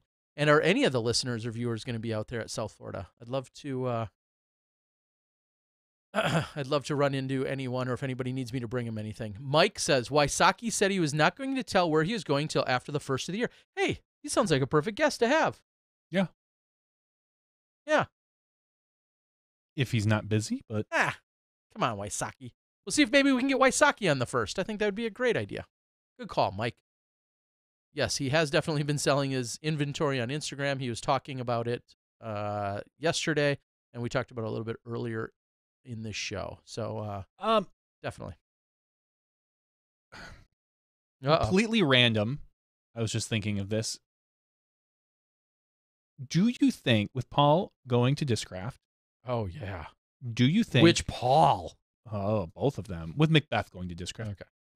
Or Yuli, actually. Do you think we will see Anthony Barella move over to Discraft? Maybe not this year, but... sometime soon? In the next 2 years. That's a good question. Arizona is a hotbed for Discraft in general, thanks to Mr. Ginley. And Yuli, who's and Yuli, obviously. Well, Yuli will defer that to Dan every time. Sure. But obviously with Yuli being there now, and obviously with the Memorial, with AB being so tight with Paul, you just kind of wonder if Paul maybe won't make a nudge to his buddy Yuli, who's going to be, a team manager not just the captain, but he's going to be working as team manager, at least be training to do that very soon. If something like that won't be in the works in the future. I was thinking of that the other day, and I could see that being a really good fit for Mr. Barella. Sure. I mean, he'll fit anywhere, but well, he is growing like a weed. I'm not sure how much longer he's going to fit. You wouldn't into fit in my stuff. car, big kid. Yeah, that's something to keep watch of. And that, and I think of someone like a Shane Holly, who's been a Prodigy sponsored player. He's a great photographer, and he's into making disc golf videos. He also is someone who I think of who's been a Prodigy guy for the last couple years. And he had an announcement with a great video the other day saying that now he's he was on the Prodigy Street team, and now he's on the Discraft Underground team, and he's good friends with Yuli. And so that transition is exactly what you're talking about. Now, he's not quite the profile that Barella is, but point is, you're seeing, you may not just see always one person move. You may see them and kind of their crew or their clique or their, some of their biggest supporters also move. And I think of here locally, I think of Alan Stewart, who's got a Yuli tattoo on his leg. And he's on the Prodigy Street team. And he's also on the Prodigy Street team. Will we see him transition into a Discraft related bag? I would not be surprised. So there are direct and indirect implications when some of these people are changing sponsors. So someone asking about the Star Wars discs, about our thoughts on them. I think I talked about it last week. Oh, really? A little bit, and I like the concept. I think it's a great idea. I'll be looking forward to more stamps because I think the first run, I think I saw 8 different stamps. Yes. Okay. I kind of just saw them for the first time today. I've been and there's only for me personally, and obviously everybody's styles differ. There's only 2 of them on there, and I won't even say which 2 that I think could be really cool. That the style I enjoy looking at, something that would be a wall hanger for me. Someone said brought up the Marvel ones. Oh, you like that one? I do like that one. And I kind of like that one actually. I like those 2. And I like some of the Marvel ones. I thought I love the Captain America logo on the disc in general, and there were a few Marvel ones that I looked at. I thought, wow, that's really kind of cool looking. I never got around to buying them, but I really personally love the Captain America shield. I think that's pretty cool. All right. Let me there hasn't been much else. Oh, okay. I wish Dymax disc wasn't all white. Yeah, I think that's part of the. I don't know if that has to be part of the process or not. It's probably easiest to be part of the process. Probably looks the best on that. I already mentioned earlier that I want to get more content coming out starting hopefully next Monday. I'm not going to spoil it yet, but one of the events that we're looking at doing is going to have a unique release. We saw the Paul in the bag, and that was cool to utilize the YouTube Premiere option. I'd like to go kind of a little above and beyond that and do some cool interactive stuff when you're going to see one of the events that I have to release. You're going to probably see that in the next week or 2, and we're going to make a really big deal of it, have some giveaways and some other things involved with it. I guess you probably already talked about the Paul in the bag. Was there any discussion about when we might see a second? Yes, it was a month from now, so it was going to be January. Okay. And my thought is January they're going to have probably a new, that's going to be your mid-ranges. They're probably going to be announced with some sort of piece of plastic unique to Paul. If it's happening in January, it just makes sense to roll that into, which is probably why they're doing that. And then my guess is you're going to see a month later in February, the putters, probably maybe with another disc release from Paul, a unique disc release for right before we get into Memorial. Yeah. Okay. So, and then my guess is that the Memorial we will see maybe the debut of one of those pieces of plastic, because the Memorial is very keen on doing that usually. All right. Well, we'll see how that unfolds. Darren LeMay says, it seems like a ton of money to spend on both IPs for little return that could dry up fast when the people are over the new factor. Darren, I don't believe these are specifically meant for players. What I have found usually is a lot of these full color discs, a lot of players, like people that are serious about it, don't love the feel with how slick they are on the top. So Yeah. I think this is more for your casual. When you see something like this in a bag in a store and you're looking for a gift for somebody, like, Yeah. oh, my buddy, he disc golfs. He loves Star Wars. Yeah. That's the type of thing. This is more for your rec player that will have these. This is not focused on your tournament player. So, yes, of course they will sell some to people like me that like, oh, this is, unique. It's cool. It's a Star Wars disc. There's going to be that factor, but I think a majority of your sales are going to come from your, we'll call them more rec market. Yeah, and for what that's worth, you're talking about 95% of the overall disc golf market.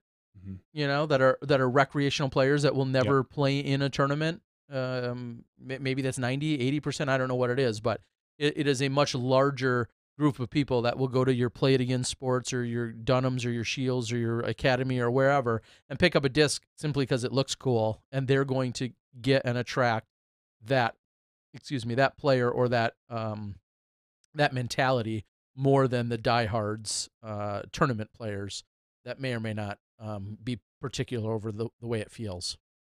So we'll see how that does factor out. I'm interested to look at the wholesale pricing. I'm a wholesale customer of theirs. I'm interested to see what the wholesale pricing is, what the margins are on, and I'd be curious, to see just how well they're selling. I'm guessing they're going to come in at a higher price point because I wouldn't be surprised if you see those at 25. Yeah, I don't know about wholesale. I'm talking honestly, I'm not I'm sure assuming myself. they're for sale already, but I haven't even looked. All right, Terry. It looks like he is ready to pick up a board and ollie all over. I'd love to see that. I would too. Wow. Yeah, I don't think that's going to happen. Oh, but you never know. We got a lot of good skateboarders. I mean, within disc golf, obviously it's pretty dangerous, but I'd love to see some of them put on that. There's an episode. Have a disc golf skateboard competition among all of our disc golfers that skateboard, and have some kind of competition. That would be awesome to watch. Oh, interestingly enough, speaking of tricks, whatever, I found out this last weekend while staying in New Zealand at Simon's place that when Simon Lizotte did his trick shot of jumping up and down on a trampoline and then threw a disc while he jumped, that took place in New Zealand at Simon Feezy's property. Oh, that's cool. Right in the backyard of where I was staying. So you should have recreated it. I did. I should have. Now that I think about it, I can do all his trick shots. Yeah, sure you can. I think I can. I don't think you can. I think with enough takes I can.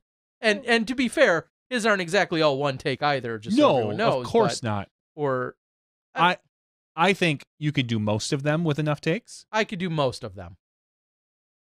The one that I think is the greatest trick shot close to all time is the RV, driving the RV over the bridge and draining that shot. That was. I think that is one of the most epic shots that is undersold from Simon's trick shots. I agree. That one, and that's not as much skill as, I mean, how to word that. It's obviously a ton of skill. That's timing, and throwing a good shot, and it's a little. I mean, it's almost as much on the bus as it is him. Of course. I mean, so I'm not underselling any of the actual shot itself. It's amazing. A lot of things have to go right there. Yeah, I'd love to see more of that. All right, Ryan Pilcher says, over under on how much weight will Eagle gain this offseason? He's eating 4,000 plus calories in vegan food a day. Yeah, Eagle is talking about his new diet and bulking up a little bit. And I just, I don't, and I'm not a fitness expert. I just don't know I don't know a point, because I don't think bulking up is going to help him. He doesn't need to throw further. Now you want to do it for some sort, for whatever reason, I'm sure he has a great reason. And then I'm sure he's not looking to turn into Avery, but obviously putting on muscle is always a good thing. I guess it just depends on what his goals are. And I haven't listened to, I think I listened to one vlog maybe two, this particular Vlogmas, as he calls it. So I don't know. I'm not sure, but he did sign a 2-year agreement with Discmania. So we saw that. Yeah, we saw that. I think we also saw Trevor Lee Harbolt, who is a PDGA board member, sign, I believe, a 1-year agreement with Discraft. So we saw that recently as well. So congrats to them. With a lot of the talk, and someone asked earlier, if Latitude, they said, is Latitude looking at a buyout, or is there some kind of trouble with Latitude? We've watched Wysocki, Devin Owens, and Dave Feldberg all really in the last few weeks now all come forward as saying they're no longer with the team. Those have to be 3 of your biggest paychecks, right, that you're issuing. That definitely, in theory, frees up a lot of money. In theory, I don't know how much, but it definitely frees up a lot of money. I don't know what that means. I don't know if that's something because they had to, or what the exact reasoning is for it. I can't speak to a buyout or any kind of financial trouble. It might just be a restructuring. Putting their efforts in different places, as discussed earlier, I think by Dana, they put a lot of money into acquiring a massive, massive team from the get-go. And to me, it didn't feel like that team panned out the way they wanted it to, is my guess, equating the team with sales. Because I don't feel like Latitude picked up a lot of steam from a lot of players other than Ricky. Like, Ricky sold compasses and Ricky sold harps and I think Explorer as well or something. But I mean, I can't, and maybe I'm unique, I can't name a disc that Devin Owens specifically threw. I can't name a disc that Johnny McRae specifically threw. I think he had a compass as well. I think he had shield. A shield, thank you. Yes, it was a shield, not the compass for him. But and if you look at that and you say, well, it's not working out the way we want. Let's look at another way to do this. Let's, as you said, restructure.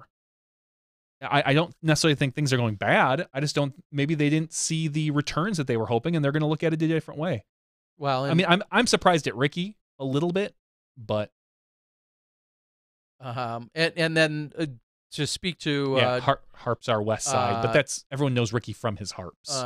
Speaking to what Darren was just saying, Johnny is the top name left, and he's under contract for 1 more year. Johnny McRae, of course. I think of him and I think of Patrick Brown, 2 very solid competitors. Both happen to be of Masters or even GM age in those guys.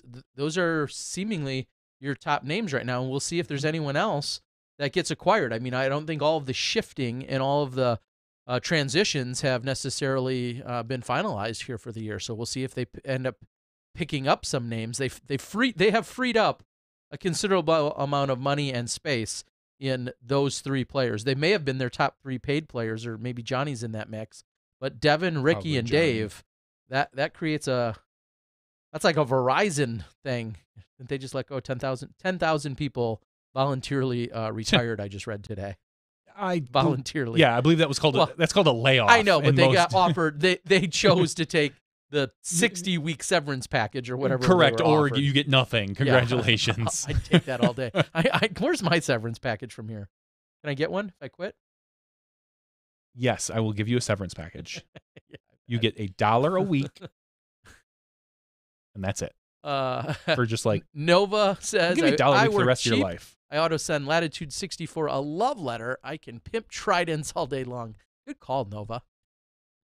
Nova, we should have you and some of the other fine Kansas City women and Kansas representatives join us, the Disc Divas and beyond. Let's make that a thing sometime early in maybe in 2019. Yeah, we should have you guys on the show. It's well overdue. Is Bobby still with Latitude 64? I believe that he might be, as I haven't heard otherwise. However, Bobby, he's made things permanent. Looks like Bobby has proposed, and she said yes. So congratulations to them. Well, Bobby, congratulations, Bobby Music. Yeah. Darren LeMay says that Silver Lat and Kristen Tatar may be the best thing at Latitude 64 has. I'm hoping we're going to see more of them in the States. That's what I'm certainly excited about. Great. Kristen just had her disc golf pin released. So if you want to get that, go out and get your hands on one. All right, Miles Haydock says, you guys rock. Glad I stayed for the response. I thought Sarah Holcomb might be headed there, lat 64, until I realized how much was changing in the brand. Yeah, it seems relatively unofficial, Miles, that she's going to MVP is what all the rumors and signals and hints have led us to. I see Latitude becoming just the manufacturing company until DD figures out how to press the molds. Makers Telemark, you took the words right out of my mouth. You think so? I think that if I understand the ambitions and just the overall process, I think you're going to see a large push by Dynamic Discs, or the push continue to bring molding here stateside. It makes so much more sense for a million logistical reasons. Yeah, and bring financial. it here stateside. And I wonder how that, pardon the pun, I wonder how that's going to change all of those dynamics. The dynamic of Latitude 64 and West Side, or does that mean they mold those discs here instead to just make production of those discs on this side? I mean, there are so many things that could change that up, and I think you're going to see it. It's just a matter of when, and what is that going to mean for those other companies? I said that almost verbatim earlier this weekend. I agree. I would love to know the details on that, because currently all those discs are pressed overseas and molded or pressed, whatever terminology you want to use. Does Dynamic own the mold? Of course, this is nothing more. You and I know nothing, but nothing. I'm going to guess no on the DD molds. I'm going to say yes on the DD molds, okay, and then no to the other ones. That's my guess. So or maybe they had some special agreement. We're going to pay for the mold up front. This is Latitude says we're going to pay for the mold up front, but DD, we're going to ask you to pay X amount every time we mold one out or press one out. Who knows? But and then you have to wonder if say they're molding here. Will they be molding Lat 64 discs here? Yeah, that's what I just asked. Yeah. Oh, I thought you were just talking about Dynamic. No, would they potentially? And then it would almost make more sense that they potentially mold those here if the larger majority get sold here. I'm not familiar with how the Trilogy brands do overseas. I mean, if they're doing, Lat is very well renowned over there. Yeah, it is. I'm just saying percentage wise. If Latitude produced 1 million discs last year, I'll make up a number, and was it 500,000 came to the U.S. and 500,000 stayed there, or is there some other major,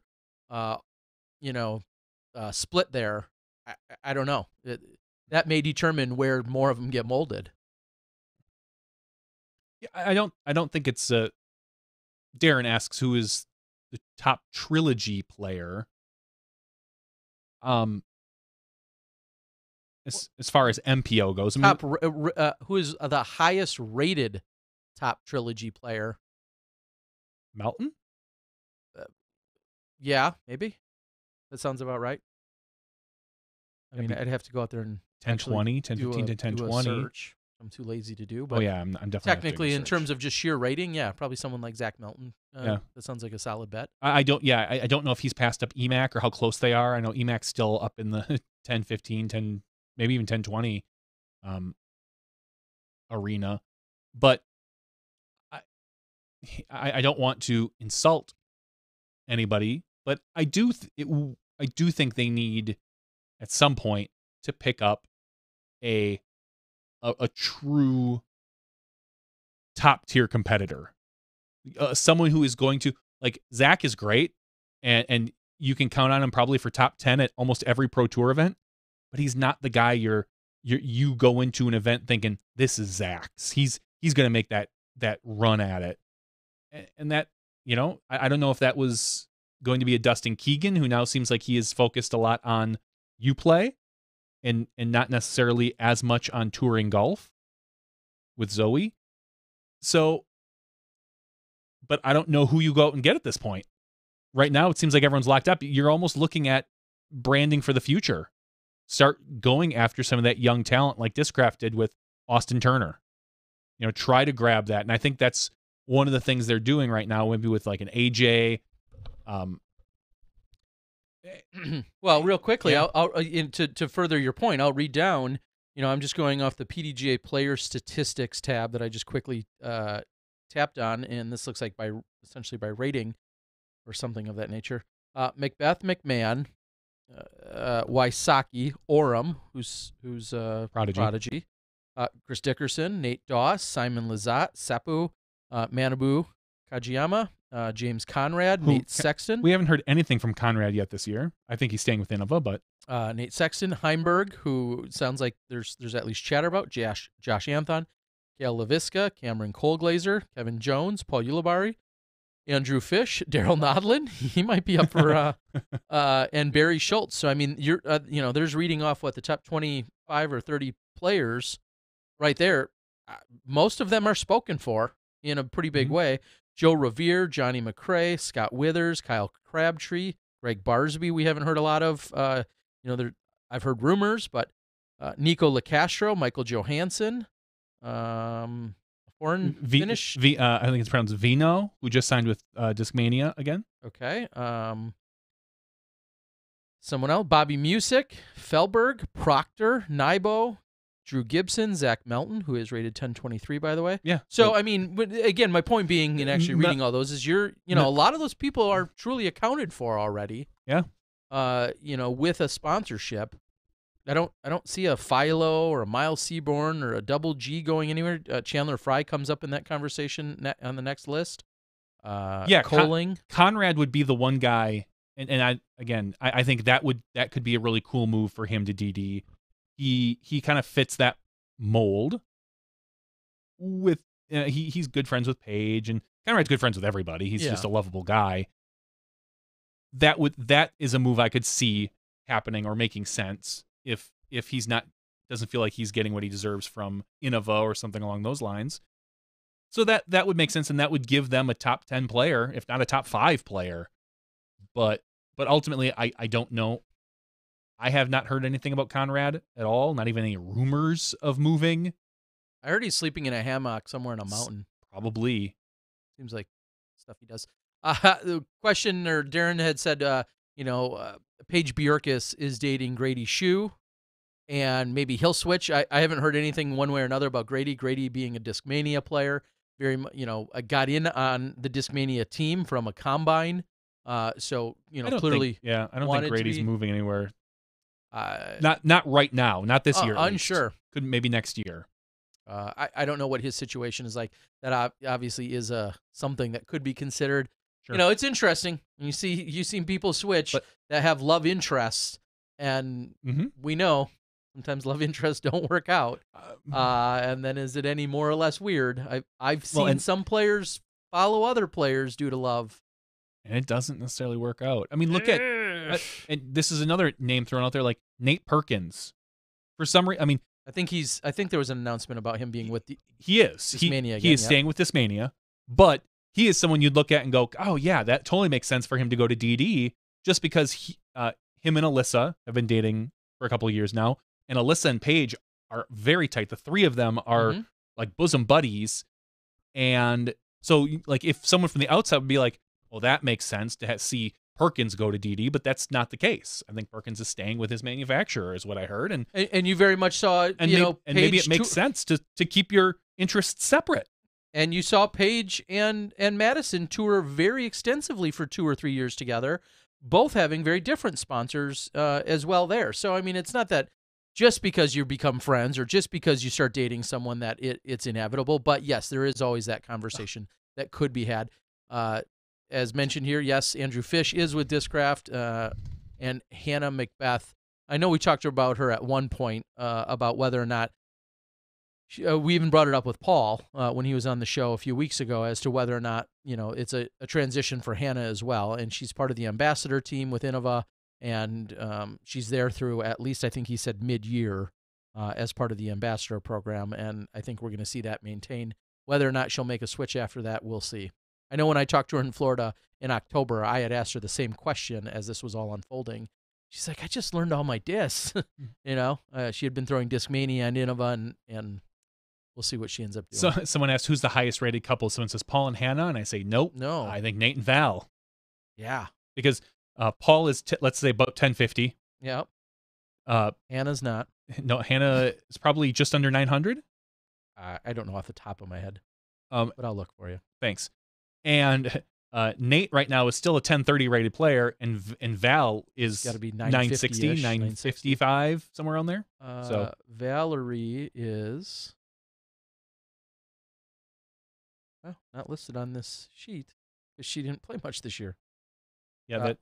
This is only must be by earnings of some kind. Val Jenkins. There you go. Rated 961. Yeah. So there you so go. yeah, Nate and Val are the highest rated couple in disc golf currently, and probably for the foreseeable future, as long as they play a couple events a year. So, and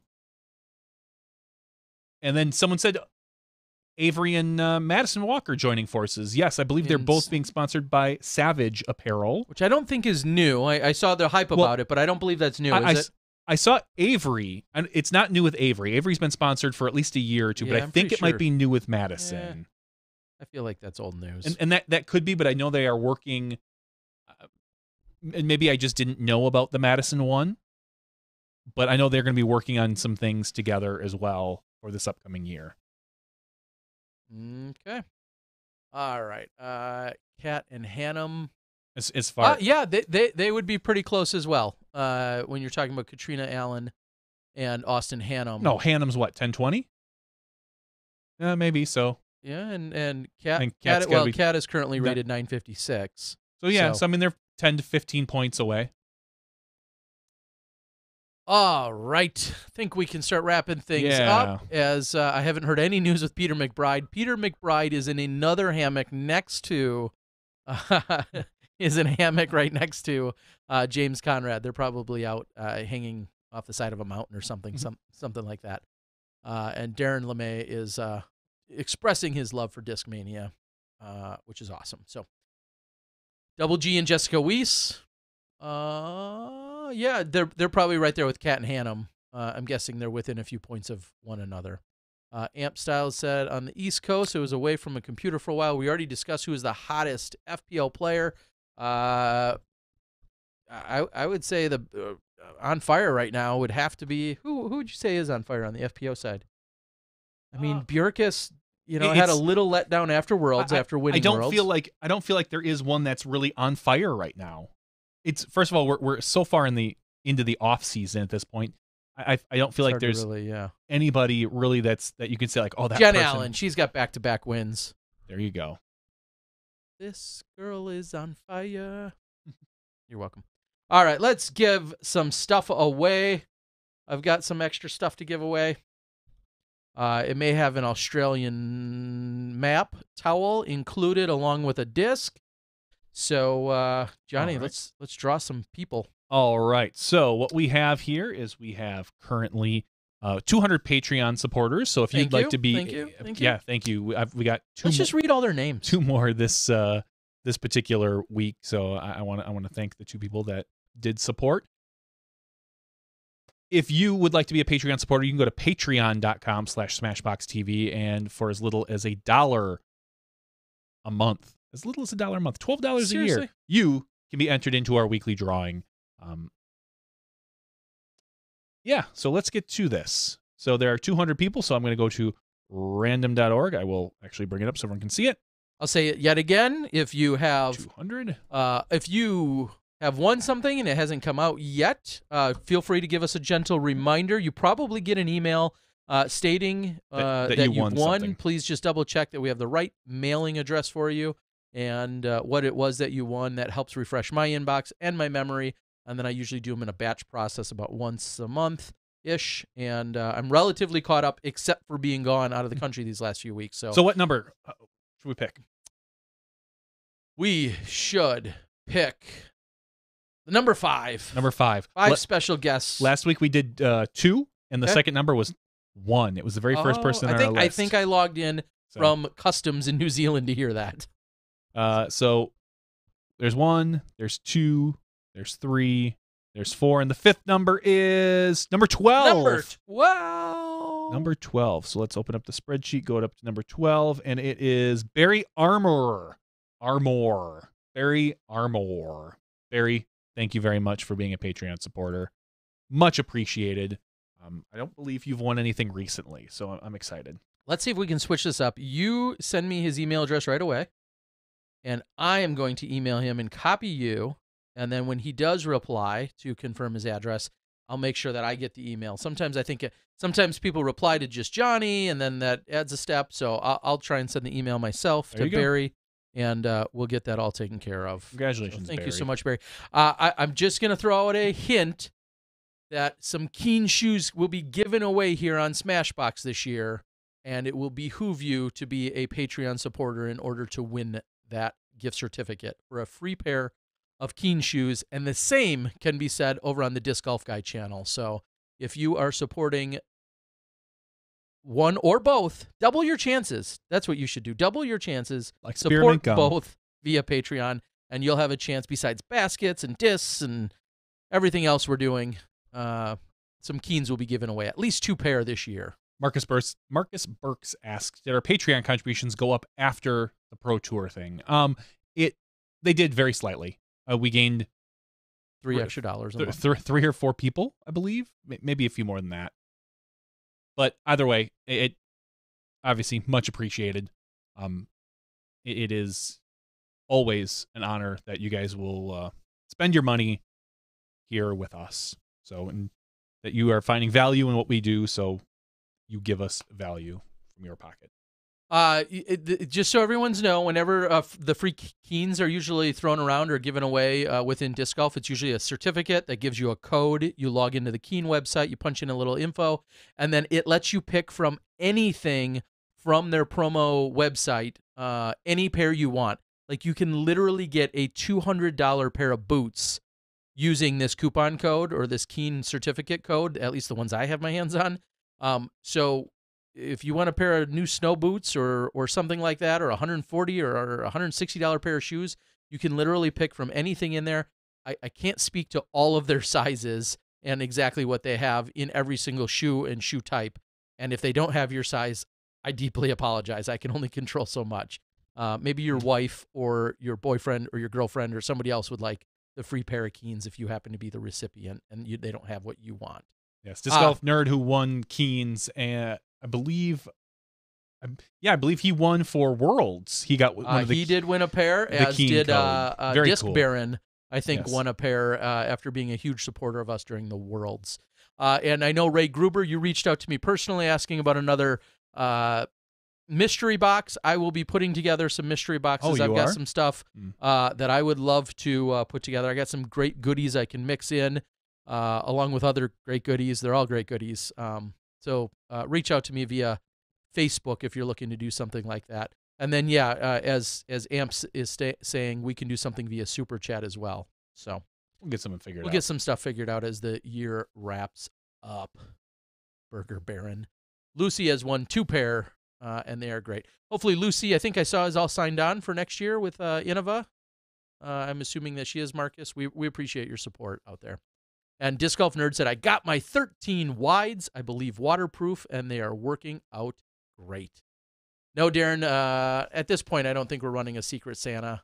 That always seems to be such a mess. And I love the idea, I do. But then when one person doesn't do it, it just becomes such a mess. I love the idea. But yeah, Darren, or not Darren, Disc Golf Nerd, you should do a review on the shoes. Keen would love that. That'd be great. Mm-hmm. We're going to call it. We are. It's been an awesome, thanks to all the Smashies that stuck around that dealt with Johnny while I was gone. Thanks to Ulibari, who I think carried some weight, and Dion. Yeah, Yuli carried a little bit of weight. It was good. It was a really good conversation. It was really interesting.